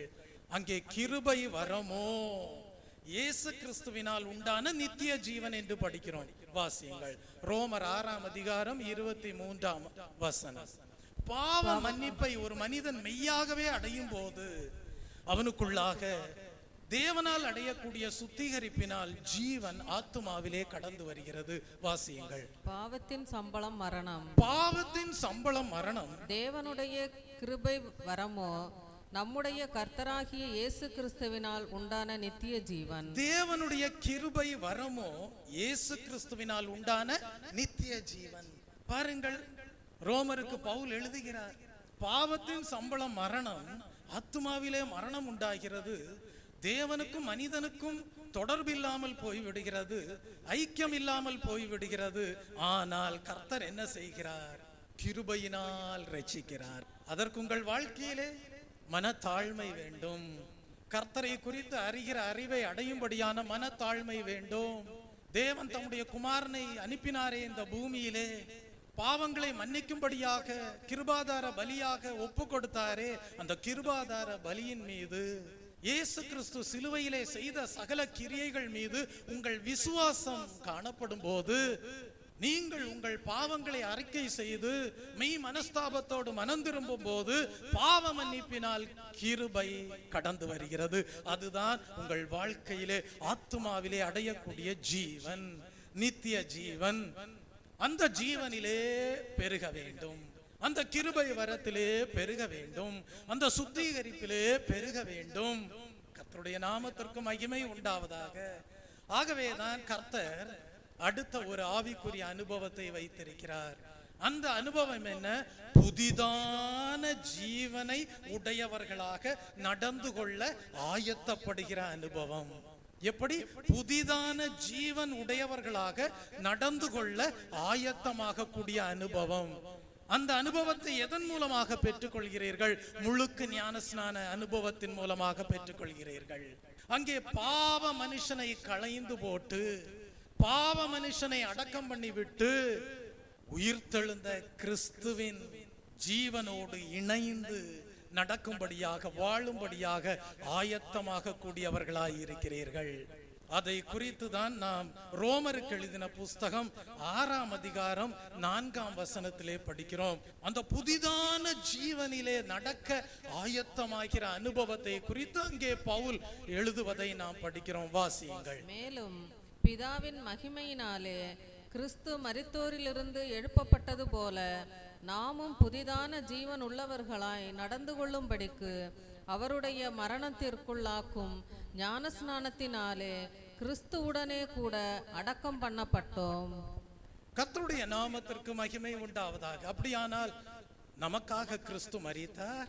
நாம் முழுக்கு ஞானஸ்நான சத்தியத்திற்கு கீழ்ப்படியும் போது நம்முடைய பாவ சரீரமானது கிறிஸ்துவோடு அடக்கம் பண்ணப்படுகிறது. நம்முடைய பாவங்களை எல்லாம் இயேசு கிறிஸ்து தம்மீது ஏற்றுக்கொண்டார். பழைய பாவ மனுஷன் அடக்கம் பண்ணப்படுகிறது. நீங்கள் அந்த முழுக்கு ஞானஸ்நான தண்ணீரிலிருந்து வெளியே வரும்போது என்ன பாடுகிறீர்கள்? இனி ஜீவிப்பது நான் அல்ல, இனி ஜீவிப்பது நான் அல்ல, கிறிஸ்துவே என்னில் ஜீவிக்கிறார். அவரே அவரே இயேசு என்னில் ஜீவிக்கிறார். இனி ஜீவிப்பது நான் அல்ல, கிறிஸ்துவே என்னில் ஜீவிக்கிறார். அவரே அவரே இயேசு என்னில் ஜீவிக்கிறார். இனி ஜீவிப்பது நான் அல்ல, கிறிஸ்துவே என்னில் ஜீவிக்கிறார். கிறிஸ்து எப்படி மரித்தவரிலிருந்து உயிர்த்தெழுந்தாரோ, அந்த உயிர்த்தெழுந்த சாயலிலே, அந்த உயிர்த்தெழுந்த கிறிஸ்துவின் ஜீவனோடு ஐக்கியம் கொண்டவர்களாக, அந்த புதிதான ஜீவனிலே ஐக்கியம் கொண்டவர்களாக கிறிஸ்துவோடு நடக்க ஆயத்தமாகிற அனுபவத்தை அடைகிறவர்களாய் இருக்கிறோம். கர்த்தருடைய நாமத்திற்கு மகிமை உண்டாவதாக. புதிதான ஜீவன் உடையவர்களாக நடந்து கொள்ள ஆயத்தமாகிறோம். மெய்யான மனம் திரும்புதலிலே ஆத்துமாவிலே கிருபை கடந்து வருகிறது, ஜீவன் உண்டாகிறது. அது கர்த்தரை குறித்து அறிகிற அறிவினால் உண்டாகிறது. பின்பு இன்னும் அதிகமாக கர்த்தருடைய வார்த்தைகளை அறிந்து அனுபவமாக்கி கொள்ளும்படியாக விருப்பம் கொள்ளும் போது கர்த்தர் என்ன செய்கிறார்? பாவ மனுஷனை அடக்கம் பண்ணிவிட்டு உயிர்த்தெழுந்த தம்முடைய புதிதான ஜீவன் உடையவர்களாக நடந்து கொள்ள நம்மை ஆயத்தப்படுத்தக்கூடியவராய் இருக்கிறார். தெய்வ பிள்ளையே, பழைய பாவ சரீரம் அடக்கம் பண்ணப்பட்டு விட்டது. இப்பொழுது புதிதான ஜீவன் உடையவர்களாக நடந்து கொள்ள ஆயத்தமாகிறீர்கள். இப்பொழுது என்ன சொல்லுகிறீர்கள்? உலகம் எங்களுக்கு பின்னே, சிலுவை எங்களுக்கு முன்னே என்று சொல்லுகிறீர்கள். தெய்வ பிள்ளையே, இப்பொழுதுதான் கர்த்தருடைய வாக்குத்தத்தம் கடந்து வருகிறது. அந்த வாக்குத்தத்தம் என்ன? தெய்வ ஜனமே, மெய்யான மனம் திரும்புதல் மூலமாக, கர்த்தரை அறிந்து கொண்ட அறிவின் மூலமாக ஆத்துமாவிலே ஜீவனை பெற்றுக் கொண்டாய். பாவ சரீரத்தை அடக்கம் பண்ணினதின் மூலமாக புதிதான ஜீவனில் நடக்க ஆயத்தமாயிருக்கிறாய். கர்த்தர் சொல்லுகிறார், இப்பொழுது இன்னும் அறிவிலே பெருகும்படியாக செய்கிறார். தம்மை குறித்து அறிகிற அறிவிலே பெருகும்படியாக செய்கிறார். ஜீவன் பரிபூர்ணம் அடையும்படியாக செய்கிறார். அதற்காக என்ன சொல்லுகிறார்? காத்திருங்கள் என்று சொல்லுகிறார். முழுக்கு ஞான ஸ்நானத்தை பெற்றுக்கொள்ளுங்கள், அப்பொழுது பரிசுத்தாவின் வரத்தை பெறுவீர்கள். முழுக்கு ஞான ஸ்நானத்தை பெற்றுக்கொள்ளுங்கள், அப்பொழுது பரிசுத்தாவின் வரத்தை பெறுவீர்கள். தேவனுடைய கிருபை வரமோ நித்திய ஜீவனாயிருக்கிறது. தெய்வ பிள்ளையே, அப்படியானால் வாஞ்சை உண்டாக வேண்டும். கர்த்தாவே, உம்முடைய அபிஷேகத்தை பெற்றுக்கொள்ள வேண்டும். மெய்யான பரிசுத்தாவியானவரே, உம்மை என்னுடைய வாழ்க்கையிலே தேற்றரவாளனாக கடந்து வரும்படியாக காத்திருக்கிறேன் என்று சொல்லி காத்திருக்கக்கூடிய ஒரு அனுபவம் உண்டாயிருக்க வேண்டும். முழுக்க ஞான ஸ்நானம் பெற்றுக்கொண்டவர்கள் அவர்கள் காத்திருக்க வேண்டும். கர்த்தருக்கு காத்திருக்கிறவர்களோ புது பலன் அடைவார்கள். தெய்வ ஜனமே, வாக்குத்தத்தம் பண்ணப்பட்ட பரிசுத்தாவின் அபிஷேகத்தை இயேசு கிறிஸ்துவின் மூலமாக பிதாவாகிய தேவனிடத்திலிருந்து பெற்றுக்கொள்ளும் போது கிறிஸ்துவின் ஆவியை உடையவன் தேவனை உடையவனாக மாறுகிறான். அவன் நித்திய ஜீவனை பரிபூர்ணமாக அடைகிறவனாக மாறுகிறான். இன்றைக்கு நீங்கள் மெய்யாகவே பரிசுத்தாவின் அபிஷேகத்தை பெற்றுக்கொண்டவர்களாக காணப்படுவீர்களானால் பரிபூர்ண ஜீவனை பெற்றுக்கொண்டவர்களாக காணப்படுவீர்கள். அதை குறித்து தான் யோவானுக்கு எழுதின சுவிசேஷ புஸ்தகம் 10ஆம் அதிகாரம் 10ஆம் வசனத்திலே படிக்கிறோம். நானோ ஜீவன் உண்டாயிருக்கவும் அது பரிபூர்ணப்படவும் வந்தேன் என்று இயேசு கிறிஸ்து குறிப்பிடுகிறார். கல்வாரி சிலுவையின் மூலமாக ஜீவன் ஆத்துமாவிலே கடந்து வருகிறது. ஆனால் அது பரிபூர்ண ஜீவனாக மனிதனுடைய ஆத்துமாவிலே பெருகுகிறது. எப்பொழுது? முழுக்க ஞான ஸ்நானத்தை பெற்றுக்கொண்டு பரிசுத்தாவின் அபிஷேகத்தை பெற்றுக்கொள்ளும் போது. கர்த்தருடைய நாமத்திற்கு மகிமை உண்டாவதாக. தெய்வ ஜனமே, இன்றைக்கு உங்களுடைய வாழ்க்கை எப்படி காணப்படுகிறது? ஒன்றான மெய்தேவனாகிய பிதாவாகிய தேவனையும் அவர் அனுப்பினவராகிய இயேசு கிறிஸ்துவையும் அறிவதே நித்திய ஜீவன் என்று எழுதப்பட்டிருக்கிறது. அந்த நித்திய ஜீவனை நீங்கள் உங்கள் ஆத்துமாவிலே ஜீவனாக பெற்றிருக்கிறீர்களா? அந்த நித்திய ஜீவனை உங்களுடைய வாழ்க்கையிலே பரிபூர்ணம் அடையும்படியாக, தேவனை குறித்து அறிகிற அறிவிலே வளர்ச்சி அடையும்படியாக விருப்பம் கொண்டு ஜீவிக்கிறீர்களா? சற்று ஆராய்ந்து பாருங்கள். மாம்சமான யாவர் மேலும் என் ஆவியை ஊற்றுவேன் என்று சொன்னாரே, ஒரு மனிதனாகிலும் தேவனிடத்திலிருந்து பரிசுத்தாவியின் அபிஷேகத்தை பெற்றுக்கொள்ளாமல் போவதற்கு அவன் தேவனால் விலக்கப்பட்டவன் அல்ல. யாரெல்லாம் மெய்யான பரலோக பிதாவாகிய தேவன் மீதும் அவர் அனுப்பின குமாரனாகிய இயேசு கிறிஸ்துவின் மீதும் கல்வாரி சிலுவையிலே இயேசு கிறிஸ்து நிறைவேற்றின கிரியைகள் மீதும் விசுவாசம் கொண்டு ஜீவிக்கிறானோ, அப்படிப்பட்ட மனிதன் தேவனிடம் இருந்து பரிசுத்தாவின் அபிஷேகத்தை பெற்றுக்கொள்வதற்கு தூரமானவன் அல்ல. கர்த்தருடைய நாமத்திற்கு மகிமை உண்டாவதாக. முன்னே நீங்கள் தூரமானவர்களாய் இருந்தீர்கள், ஆனால் இப்பொழுதோ கிறிஸ்து இயேசுவுக்குள் சமீபமாய் இருக்கிறீர்கள் என்று எழுதப்பட்டிருக்கிறது. முன்னே நீங்கள் அந்நியராக காணப்பட்டீர்கள், காணியாட்சிக்கு புறம்பானவர்களாக காணப்பட்டீர்கள். ஆனால் இப்பொழுதோ கிருபாசன தண்டையிலே தைரியத்தோடு கிட்டி சேரக்கூடிய ஸ்லாக்கியத்தை பெற்றிருக்கிறீர்கள். முன்பு அந்தகாரத்தில் இருந்தீர்கள், இப்பொழுதோ ஆச்சரியமான ஒளிக்கு நேராக வரவழைக்கப்பட்டிருக்கிறீர்கள். அந்த புண்ணியத்தை எண்ணி வாழ வேண்டும். கர்த்தருடைய நாமத்திற்கு மகிமை உண்டாவதாக. தெய்வ பிள்ளையே, அப்படியானால் ஒரு கேள்வி எழும்புகிறது. பாஸ்டர், நாங்கள் பரிபூர்ண ஜீவனை ஆத்துமாவிலே பரிசுத்தாவின் அபிஷேகத்தை பெற்றுக்கொள்வதினால், தேவனை குறித்து அறிகிற அறிவின் மூலமாக பரிசுத்தாவின் அபிஷேகத்தை பெற்றுக்கொள்வதினால் பரிபூர்ண ஜீவனை நாங்கள் அடைந்து கொள்கிறோமே, அந்த பரிபூர்ண ஜீவனை அடைந்து கொண்டோம் என்கிற நிலையிலே ஜீவித்தால் போதுமா என்று நீங்கள் ஒரு கேள்வி கேட்கலாம். தெய்வ ஜனமே, அந்த பரிபூர்ண ஜீவனை அடைந்த பிறகு நீங்கள் அடையக்கூடிய ஒரு வளர்ச்சி இருக்கிறது. அந்த வளர்ச்சி என்ன? அதுதான் நீங்கள் ஜெய ஜீவியம் செய்கிற வாழ்க்கை. பரிசுத்தாவின் அபிஷேகத்தை பெற்றுக்கொண்டு பரிபூர்ண ஜீவனை அடைந்தால் போதாது, ஜெய ஜீவியம் செய்ய வேண்டும், வெற்றியுள்ள வாழ்க்கை வாழ வேண்டும். அப்படி ஜெய ஜீவியம் செய்கிறவர்களை குறித்துதான் வேதத்தில் எழுதப்பட்டிருக்கிறது, அவர்கள் நித்திய ஜீவனில் ஆளுகை செய்கிறவர்களாய் இருப்பார்கள் என்று. வாசியுங்கள், ரோமருக்கு எழுதின புஸ்தகம் 5ஆம் அதிகாரம் 17ஆம் வசனத்தை படியுங்கள்.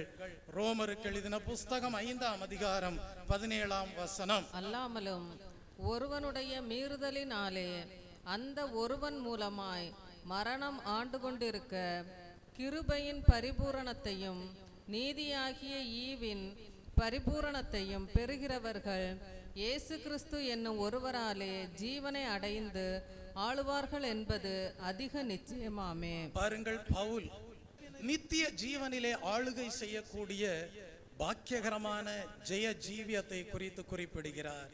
அல்லாமலும் ஒருவனுடைய மீறுதலினாலே, யார் அந்த ஒருவர்? ஆதாம்.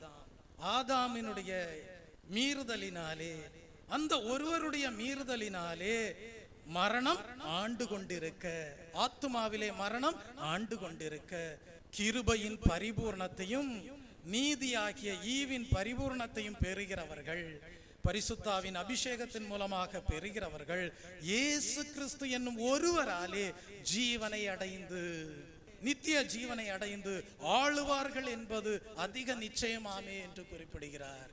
அப்படியானால் தேவ ஜனங்களுக்கு தேவன் வெற்றியுள்ள வாழ்க்கையை வைத்திருக்கிறார். தேவ ஜனங்களுக்கு தேவன் ஜெய ஜீவியத்தை வைத்திருக்கிறார். தேவ ஜனங்களுக்கு தேவன் நித்திய ஜீவனிலே ஆளுகை செய்யக்கூடிய பாக்கியகரமான அனுபவத்தை வைத்திருக்கிறார். இன்றைக்கு உங்களுடைய வாழ்க்கை எப்படி காணப்படுகிறது? தெய்வ பிள்ளையே, ஜீவனிலே ஆளுகை செய்யக்கூடிய பாக்கியகரமான அனுபவம் உங்களுடைய ஆவிக்குரிய அனுபவமாக காணப்படுகிறதா? சற்று ஆராய்ந்து பாருங்கள். ஒன்றான மெய் தேவனாகிய பரலோக பிதாவையும் அவர் அனுப்பின குமாரனாகிய இயேசு கிறிஸ்துவையும் அறிவதே நித்திய ஜீவன். அப்படி அறிந்து கொண்டவர்கள் இயேசு கிறிஸ்து என்கிற ஒருவராலே ஆளுகை செய்யக்கூடியவர்களாய் இருப்பார்கள். அது நித்திய ஜீவனை பெற்றுக்கொண்டு ஜீவனிலே ஆளுகை செய்யக்கூடிய பாக்கியகரமான அனுபவமாய் இருக்கிறது. கர்த்தருடைய நாமத்திற்கு மகிமை உண்டாவதாக. இந்த நித்திய ஜீவன் தங்களுடைய வாழ்க்கையிலே பரிபூர்ணமாக பெற்றுக்கொண்டிருக்கிறோம் என்று சொல்கிறவர்கள் மிகவும் ஜாக்கிரதையுள்ள ஜீவியம் செய்ய வேண்டும். அவர்கள் என்ன செய்ய வேண்டும்? அந்த நித்திய ஜீவனை எந்நாளும் அதன் பரிபூர்ணத்தை தங்களுடைய வாழ்க்கையிலே காத்துக்கொள்ளும்படியாக அவர்கள் என்ன செய்ய வேண்டும்? தங்களுடைய ஜீவியத்தை ஆவிக்குரிய தேவனுடைய ஆலயமாக, ஜீவனுள்ள தேவனுடைய ஆலயமாக கட்டி எழுப்பும்படியாக ஒரு வேறுபாட்டின் ஜீவியம் செய்ய வேண்டும். என்ன செய்ய வேண்டும்? ஒரு வேறுபாட்டின் ஜீவியம் செய்ய வேண்டும். ஆகவேதான் வேதத்திலே படிக்கிறோம், தேவனுடைய ஆலயம் பரிசுத்தமாய் இருக்கிறது, நீங்களே அந்த ஆலயம். தேவனுடைய ஆவியானவர் நமக்குள்ளே வாசமாய் இருக்கிறபடியா, தேவனுடைய பரிசுத்த ஆவியானவர் நமக்குள்ளாக ஜீவனாக அது ஆத்துமாவிலே பரிபூர்ணம் அடைந்திருக்கிறபடியால், நாம் அந்த ஜீவனிலே ஆளுகை செய்து கொண்டிருக்கிறபடியால் நாம் என்ன செய்ய வேண்டும்? வேறுபாட்டின் ஜீவியம் செய்கிறவர்களாய் இருக்க வேண்டும். அந்த வேறுபாட்டின் ஜீவியம் செய்கிறவர்கள் தான் தங்களுடைய ஆவிக்குரிய வாழ்க்கையை, தங்களுடைய விசுவாச வாழ்க்கையை, தங்களுடைய ஜீவியத்தை ஆவிக்குரிய தேவனுடைய ஆலயமாக கட்டி எழுப்பினவர்களாக காணப்படுவார்கள். அந்த வேறுபாட்டின் ஜீவியத்தை குறித்துதான் கொரிந்தியருக்கு எழுதின புஸ்தகத்திலே நாம் படிக்கிறோம். அந்த வேறுபாட்டின் ஜீவியம் செய்கிறவர்கள் எதிலிருந்தெல்லாம் விலகி கொண்டவர்களாக காணப்படுவார்கள் என்று அங்கே கொரிந்து சபைக்கு பரிசுத்த பவுல் குறிப்பிடுவதை நாம் படிக்கிறோம். 2 கொரிந்தியருக்கு எழுதின புஸ்தகம் 6ஆம் அதிகாரம் 14 முதல் 18 வசனங்களிலே படிக்கிறோம். அந்நிய நுகத்திலே அவிசுவாசிகளுடன் பிணைக்கப்படாதிருப்பீர்களாக. நீதிக்கும் அநீதிக்கும் சம்பந்தம் ஏது? ஒளிக்கும் இருளுக்கும் ஐக்கியம் ஏது? கிறிஸ்துவுக்கும் பேலியாளுக்கும் இசைவேது? அவிசுவாசியுடனே விசுவாசிக்கு பங்கேது? தேவனுடைய ஆலயத்திற்கும் விக்கிரகங்களுக்கும் சம்பந்தம் ஏது? நான் அவர்களுக்குள்ளே வாசம் பண்ணி அவர்களுக்குள்ளே உலாவி அவர்கள் தேவனாய் இருப்பேன், அவர்கள் என் ஜனமாய் இருப்பார்கள் என்று தேவன் சொன்னபடி நீங்கள் ஜீவனுள்ள தேவனுடைய ஆலயமாய் இருக்கிறீர்கள். ஆனபடியால் நீங்கள் அவர்கள் நடுவில் இருந்து புறப்பட்டு பிரிந்து போய் அசுத்தமானதை தொடாதிருங்கள் என்று கர்த்தர் சொல்லுகிறார். அப்பொழுது நான் உங்களை ஏற்றுக்கொண்டு உங்கள் பிதாவாய் இருப்பேன், நீங்கள் எனக்கு குமாரரும் குமாரத்திகளுமாய் இருப்பீர்கள் என்று சர்வ வல்லமையுள்ள கர்த்தர் சொல்லுகிறார். இப்படிப்பட்ட வேறுபாட்டின் ஜீவியத்தை யார் காத்துக் கொள்கிறார்களோ அவர்கள்தான் நித்திய ஜீவனை தங்களுடைய ஆத்துமாவிலே பரிபூர்ணமாக அடைந்து இயேசு கிறிஸ்து என்கிற ஒருவராலே ஜீவனிலே ஆளுகை செய்யக்கூடியவர்களாய் இருப்பார்கள். ஆளுகையை மனிதன் இழந்து போனான். எங்கே? ஆதியிலே ஏதேன் தோட்டத்திலே இழந்து போனான். இழந்து போன ஆளுகையை மறுபடியும் தேவன் மனிதனுக்கு கொடுக்கிறார். எப்படி கொடுக்கிறார்? ஆத்துமாவிலே இழந்து போன ஜீவனை மறுபடியும் பரிபூர்ணம் அடையும்படியாக செய்து ஆளுகையை மனிதனுக்கு கொடுத்து ஆசீர்வதிக்கிறார். இப்படி யார் ஜீவனுள்ள தேவனுடைய ஆலயமாக இந்த பூமிக்குரிய நாட்களிலே சகல சத்துருடைய வல்லமைகளையும் மேற்கொண்டு ஜெய ஜீவியம் செய்கிறார்களோ அவர்கள்தான் நித்தியத்திலே பரலோக ராஜ்யத்திலே மேன்மையான சுதந்திரமாகிய சீயோனையும் புதிய எருசலேமையும் அடையக்கூடியவர்களாய் இருக்கிறார்கள். கர்த்தருடைய நாமத்திற்கு மகிமை உண்டாவதாக. தெய்வ பிள்ளையே, அவர்கள் நித்திய காலமாக நீடித்த நாட்களாக தேவனுடைய சிங்காசனத்திலே வீற்றிருந்து ஜீவனுள்ள தேவனுடைய ஆலயமாக சிங்காசனத்திலே ஜெயங்கொண்ட மணவாட்டி சபையாக வீற்றிருந்து ஆளுகை செய்யக்கூடியவர்களாய் இருப்பார்கள். இதெல்லாம் சங்கீதக்காரனுக்கு வெளிப்படுத்தலாக கிடைத்தபடியினால் தான் எழுதுகிறார். நானும் தேவனுடைய வீட்டிலே நீடித்த நாட்களாய் நிலைத்திருப்பேன் என்று எழுதுகிறார். என்ன எழுதுகிறார்? நானும் தேவனுடைய வீட்டிலே நீடித்த நாட்களாய் நிலைத்திருப்பேன் என்று எழுதுகிறார். சங்கீதக்காரருக்கு வெளிப்படுத்தல் உண்டாயிருந்திருக்கிறது. அது என்ன? தேவனுடைய வீட்டிலிருந்து ஆதாமும் ஏவாளும் துரத்தப்பட்டார்கள். ஆனால் சங்கீதக்காரருக்கு ஒரு வெளிப்படுத்தல் கிடைத்தது. அது என்ன? சங்கீதக்காரர் எழுதுகிறார், என் ஆத்துமா மண்ணோடு ஒட்டி கொண்டிருக்கிறது, கர்த்தாவே உம்முடைய வாக்கினாலே ஜீவனை எனக்கு கொடுத்து உயிர்ப்பியும் என்று எழுதுகிறார். சங்கீதக்காரர் எழுதுகிறார், பாவத்தினாலே பாவத்தின் வஞ்சனையினாலே வாழ்க்கை எப்படி காணப்பட்டது என்றால் மண்ணோடு ஒட்டி கொண்டதாக அவருடைய ஆத்துமா காணப்பட்டதாகவே எழுதுகிறார். தேவனே உம்முடைய வாக்கின்படி எனக்கு ஜீவனை கொடுத்து உயிர்ப்பியும் என்று எழுதுகிறார். சங்கீதக்காரருடைய வாழ்க்கையிலே சரீரத்திலே ஜீவன் இருந்தது, ஆத்துமாவிலே ஜீவனை இழந்து போனதற்கு ஏதுவான உணர்வு உண்டானது. ஆகவேதான் கர்த்தரை நோக்கி மன்றாடினார், கர்த்தாவே என்னுடைய ஆத்துமா மண்ணோடு ஒட்டி கொண்டிருக்கிறது, உம்முடைய வாக்கினாலே என் ஆத்துமாவிலே ஜீவனை கொடுத்து உயிர்ப்பியும் என்று எழுதுகிறார். கர்த்தருடைய நாமத்திற்கு மகிமை உண்டாவதாக. ஆகவே ஜாக்கிரதை இல்லாத ஆவிக்குரிய ஜீவியம் செய்கிறவர்கள் பரிபூர்ண ஜீவனை இழந்து போவதற்கு ஏதுவாக காணப்படுவார்கள். ஆகவே பரிபூர்ண ஜீவன் அடைந்தவர்கள் கர்த்தரை நோக்கி மன்றாட வேண்டும், கர்த்தாவே வேறுபாட்டின் ஜீவியத்தை நஷ்டப்படுத்தி போடாதபடி காத்தருளும் என்று மன்றாடி ஒவ்வொரு நாளும் வாழ வேண்டும். அவர்கள் தங்களுடைய ஜீவியத்தை ஜீவனுள்ள தேவனுடைய ஆலயமாக கட்டி எழுப்பினவர்களாக காணப்பட வேண்டும். கர்த்தருடைய நாமத்திற்கு மகிமை உண்டாவதாக. அப்படி கட்டி எழுப்பினவர்கள் தான் சொல்லுவார்கள், நானும் கர்த்தருடைய வீட்டிலே நீடித்த நாட்களாய் நிலைத்திருப்பேன். அது இம்மையிலே மாத்திரமல்ல, மறுமையிலேயும் நீடிக்க கூடிய வாழ்வாக காணப்படுகிறது. இம்மையிலேயும் ஜீவனுள்ள தேவனுடைய ஆலயமாக தேவனோடு உறவாடுகிற ஜீவியம், தேவனோடு ஐக்கியப்படுகிற ஜீவியம், தேவனுடைய சத்தத்தை கேட்கிற வாழ்க்கை, பின்பு மறுமையிலேயும் தேவனோடு வீற்றிருந்து ஆளுகை செய்யக்கூடிய வாழ்க்கை. நானும் தேவனுடைய வீட்டில் நீடித்த நாட்களாய் நிலைத்திருப்பேன். நீடித்த நாட்கள், நிரந்தரமான நாட்கள், நீண்ட நாட்கள். அது இம்மையிலே மாத்திரமல்ல, மறுமையிலேயும் தொடரக்கூடியதாக காணப்படும். அப்படிப்பட்ட ஆசீர்வாதமான வாழ்க்கையை தேவன் தம்மை குறித்து அறிகிற அறிவை அடைந்து ஜீவிக்கிறவர்களுக்காக வைத்திருக்கிறார். அது இம்மையிலே வாழ்கிற நீண்ட நாட்கள் மாத்திரமல்ல, மறுமையிலேயும் நம்முடைய ஜீவியமானது நித்திய ஜீவனை சுதந்தரித்ததாக நீண்டதொரு நீடித்த வாழ்க்கையாக காணப்பட போகிறது. கர்த்தருடைய நாமத்திற்கு மகிமை உண்டாவதாக. நீங்கள் சொல்ல வேண்டும், இம்மையிலேயும் நாங்கள் ஆத்துமாவிலே நித்திய ஜீவனை அடைந்திருக்கிறோம், மறுமையிலேயும் நாங்கள் நித்திய ஜீவனுக்குள் பிரவேசிக்கிறோம், நித்திய ஜீவனுக்குள் இளைப்பாற போகிறோம் என்று உறுதியாக சொல்லக்கூடிய ஒரு வாழ்க்கையாக உங்கள் வாழ்க்கை காணப்பட வேண்டும். ஆனால் இந்த ஜீவனை ஆத்துமாவிலே அடையாதவர்கள், தங்களுடைய ஜீவியத்தை ஆவிக்குரிய தேவனுடைய ஆலயமாக கட்டி எழுப்பாதவர்கள், அவருடைய வாழ்க்கை எப்படி காணப்படும்? அவருடைய ஜீவியமானது ஆத்துமாவிலே மரணம் அடைந்ததாகவே காணப்படும். பின்பு சரீரத்திலே மரணம் அடையும் போது அந்த பாவத்தின் தன்மையோடு காணப்படுகிற ஆத்துமா சென்றடையக்கூடிய இடம் அக்கினியும் கந்தகமும் ஏறுகிற அக்கினி கடலாக காணப்படுகிறது. ஆகவேதான் வேதத்திலே படிக்கிறோம், துன்மார்க்கனுடைய வழியோ அழியும், ஆனால் கர்த்தர் நீதிமான்களின் வழியை அறிந்திருக்கிறார். அப்படியானால் உங்களுடைய வழி ஜீவனுக்கு ஏதுவான வழியாக காணப்பட வேண்டும். அப்பொழுது உங்கள் வாழ்க்கை ஆசீர்வாதமானதாக காணப்படும், சாபங்கள் அகன்றதாக காணப்படும். லேவியனுடைய வாழ்க்கையை கர்த்தர் எப்படி ஆசீர்வாதமாக மாற்றினாரோ அப்படியே உங்களுடைய வாழ்க்கையானது ஆசீர்வதிக்கப்பட்டதாக மாறும். நீங்கள் சொல்லுவீர்கள், முற்காலங்களிலே எங்கள் வாழ்க்கையிலே சாபங்கள் இருந்தது, ஆனால் இப்பொழுதோ கர்த்தருடைய வார்த்தைகளை கவனிக்கிறோம், கர்த்தருடைய உடன்படிக்கையை காத்து நடக்கிறோம், கர்த்தரை குறித்து அறிகிற அறிவிலே வளருகிறோம்.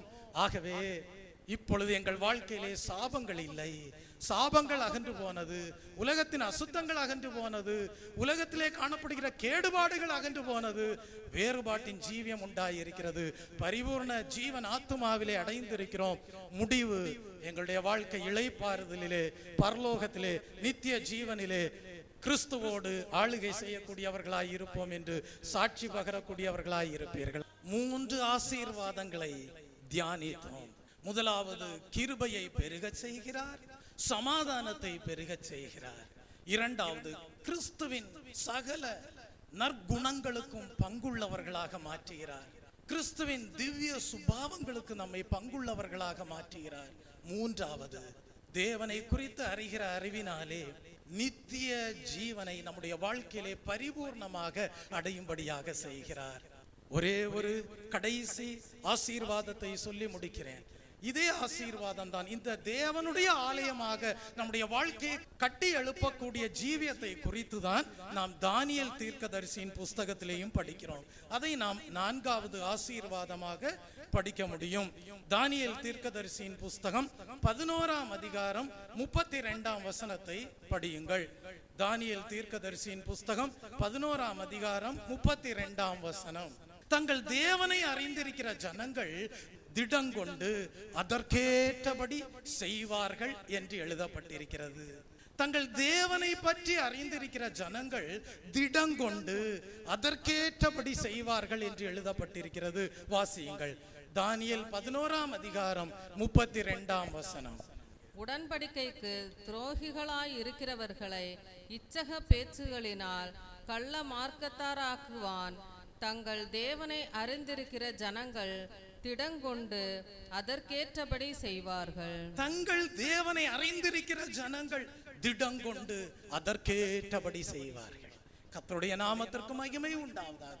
என்ன எழுதப்பட்டிருக்கிறது? தங்கள் தேவனை அறிந்திருக்கிற ஜனங்கள் திடங்கொண்டு அதற்கேற்றபடி செய்வார்கள். அப்படியானால் நீங்கள் ஒரு கேள்வி கேட்கலாம், பாஸ்டர், நாங்கள் ஆராதிக்கிற எங்கள் தேவனை நாங்கள் அறிந்து ஜீவிக்கிறபடியால் திடங்கொண்டு நாங்கள் அதற்கேற்றபடி செய்கிற காரியம் என்ன என்று நீங்கள் ஒரு கேள்வி கேட்கலாம்.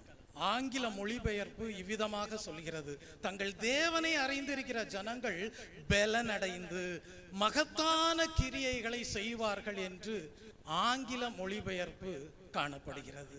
அப்படியானால் நீங்கள் தேவனை அறிந்திருக்கிற ஜனங்களாக காணப்படுவீர்களானால் பலனடைந்தவர்களாக மகத்தான கிரியைகளை செய்தவர்களாக காணப்படுவீர்கள்.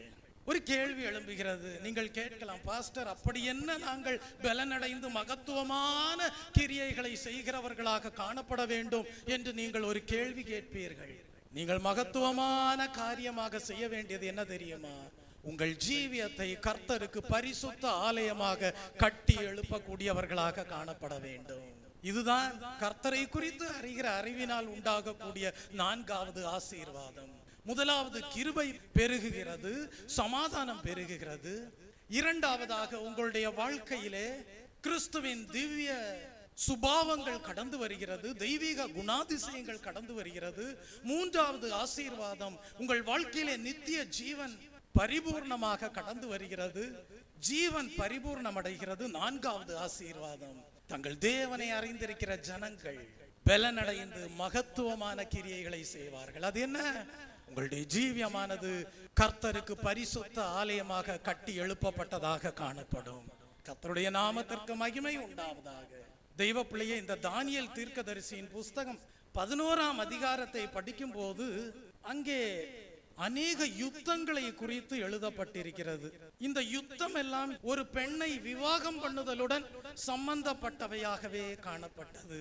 நீங்கள் வீட்டிலே போய் தானியேல் தீர்க்கதரிசியின் புஸ்தகம் 11ஆம் அதிகாரத்தை படித்து பாருங்கள். எழுதப்பட்டிருக்கிற தானியேலின் தரிசனம் எதை குறித்து என்றால், பெர்ஷியா மன்னனின் காலத்திலிருந்து அலெக்சாண்டருடைய மரணம் வரைக்கும் தானியேல் கண்ட தரிசனத்தை குறித்து அங்கே எழுதப்பட்டிருக்கிறது.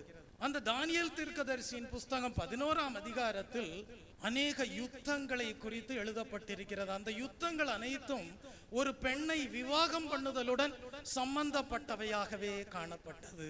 அந்த பெண் மிகவும் அழகுள்ளவளாக கருதப்பட்ட கிளியோபெட்ரா என்று நம்பப்படுகிறது. அதை நாம் தி டேக் அனோட்டேட்டட் ரெஃபரன்ஸ் பைபிளிலே படிக்கும் போது அறிந்து கொள்கிறோம்.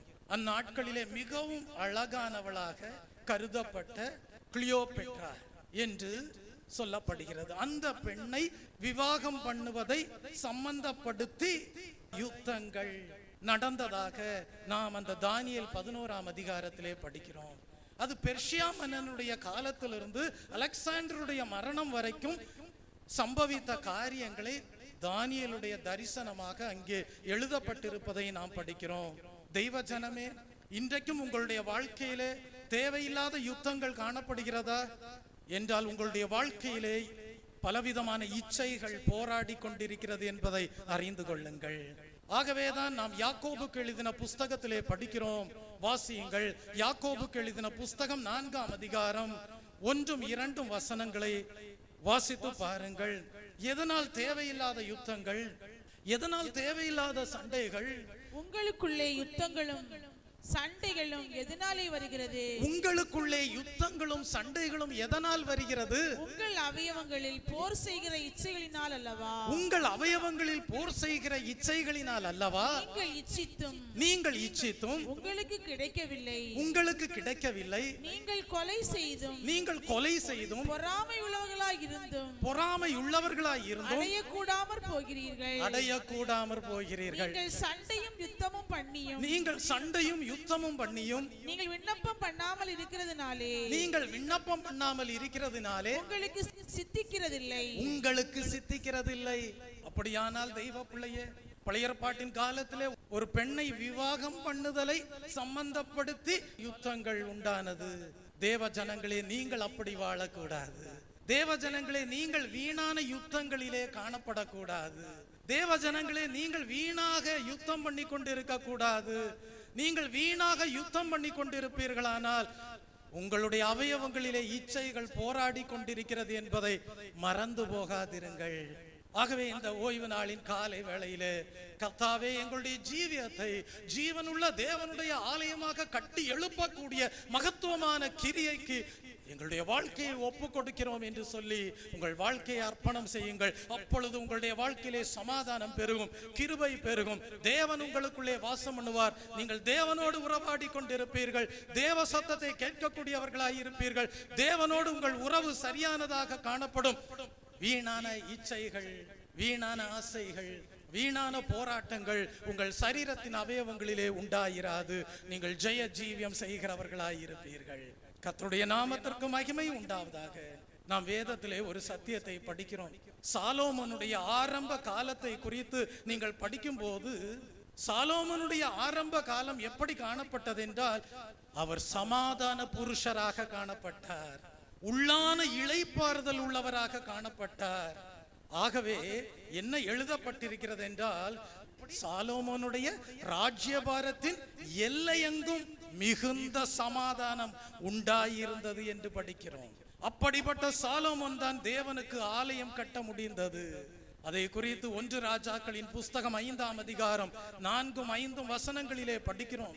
1 நாளாகமம் எழுதின புஸ்தகம் 22ஆம் அதிகாரம் 9-10 வசனங்களிலே படிக்கிறோம்.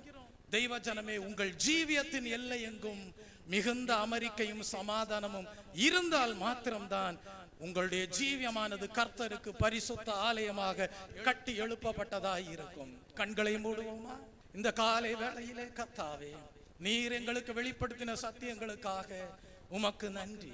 வீணான போராட்டங்கள், வீணான யுத்தங்கள் எங்களுடைய ஜீவியத்திலே, எங்களுடைய சரீரத்தின் அவயவங்களிலே ஒரு நாளும் உண்டாயிராதபடி அவைகளையெல்லாம் மேற்கொண்டு வாழக்கூடிய ஒரு வெற்றியுள்ள வாழ்க்கை, அவைகளையெல்லாம் மேற்கொண்டு ஜீவிக்கக்கூடிய ஒரு ஜெய ஜீவியம் எங்களுடைய வாழ்க்கையிலே காணப்படும்படியாக மகத்துவமான கிரியையாகிய எங்களுடைய ஜீவியத்தை பரிசுத்த தேவனுடைய கர்த்தருடைய ஆலயமாக கட்டி எழுப்பும்படியாக இந்த நாளிலே கர்த்தாவே, உம்மை குறித்து அறிகிற அறிவை எங்களுடைய வாழ்க்கையிலே அடையும்படியாக செய்ததற்காக உமக்கு ஸ்தோத்திரம் என்று சொல்லி, கர்த்தாவே, எங்களுடைய வாழ்க்கையானது, எங்களுடைய ஜீவியமானது நீர் தங்கி இருக்கக்கூடிய ஜீவனுள்ள தேவனுடைய ஆலயமாக காணப்படும்படியாக, கட்டி எழுப்பப்படும்படியாக வேறுபாட்டின் ஜீவியத்திற்கு எங்கள் வாழ்க்கையை ஒப்பு கொடுக்கிறோம் என்று சொல்லி இந்த வேளையிலே ஜபத்தோடு காணப்படுவீர்களா?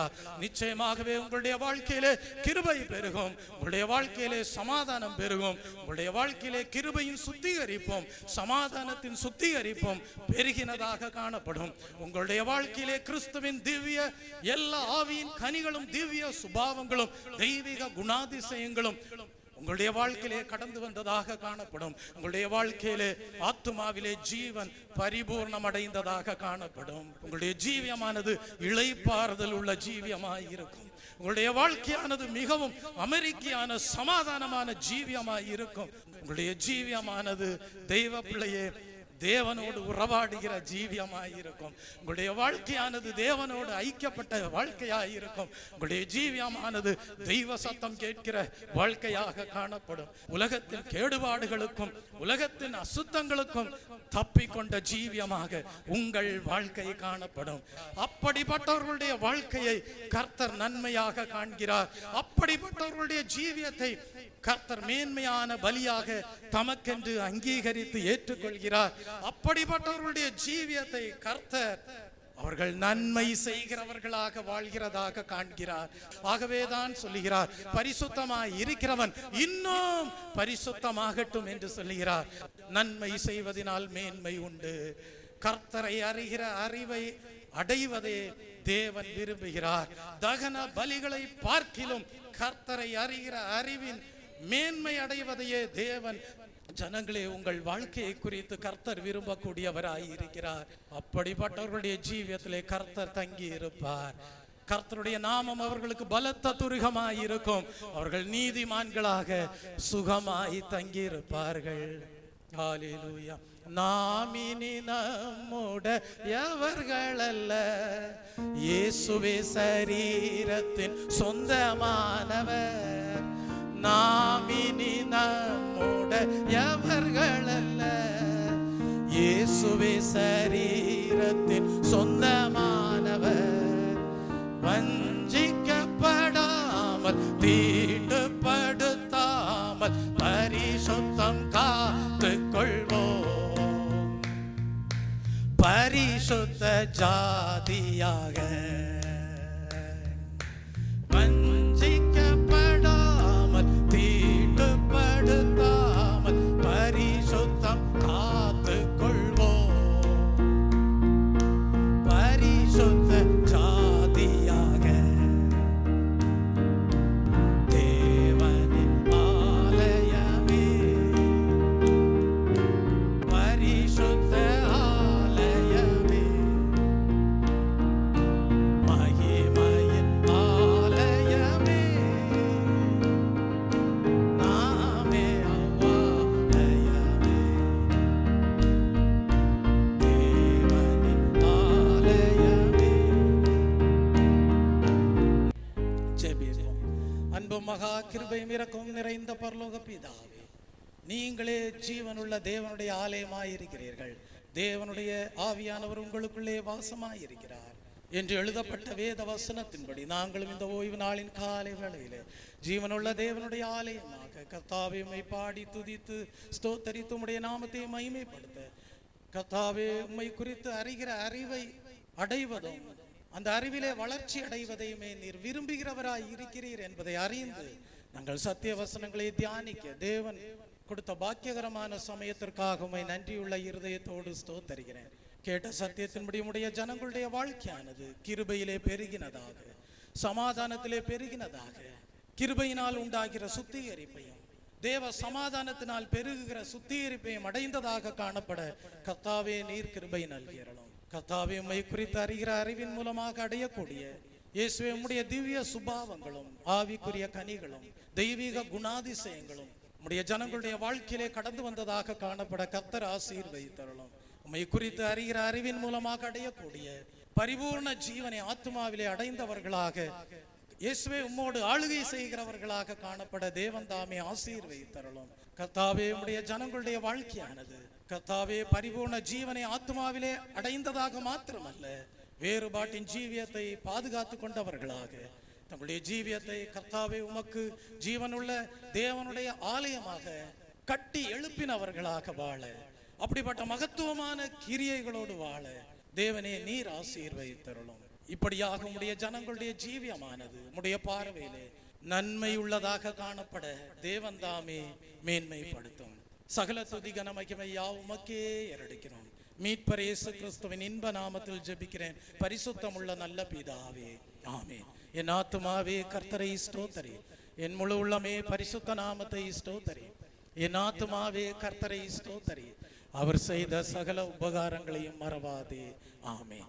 நம்முடைய கர்த்தராகிய இயேசு கிறிஸ்துடைய கிருபையும் பிதாவாகிய தேவனுடைய அன்பும் பரிசுத்த ஆவியானவருடைய அந்யோன்ய ஐக்கியமும் இன்றும் என்றும் சதா காலங்களிலும் நம் அனைவரோடும் நம்முடைய குடும்பங்களோடும் சபையாரோடும் இருப்பதாக, ஆமென். தேவன் என் அடைக்கலமே, என் கோட்டையும் மரணம் அவர். அவர் சத்தியம் பரிசயம் தேடவும் என் நம்பிக்கையும் அவரே. அவர் சத்தியம் பரிசயம் தேடவும் என் நம்பிக்கையும் அவரே. அவர் சட்டையின் கீழ் அடைக்கலம் புகழை சிறகுகளால் மூடுவார். அவர் சட்டையின் கீழ் அடைக்கலம் புகழை சிறகுகளால் மூடுவார். ஹல்லேலூயா, ஹல்லேலூயா, ஹல்லேலூயா, ஹல்லேலூயா, ஹல்லேலூயா, ஹல்லேலூயா, ஹல்லேலூயா, ஹல்லேலூயா,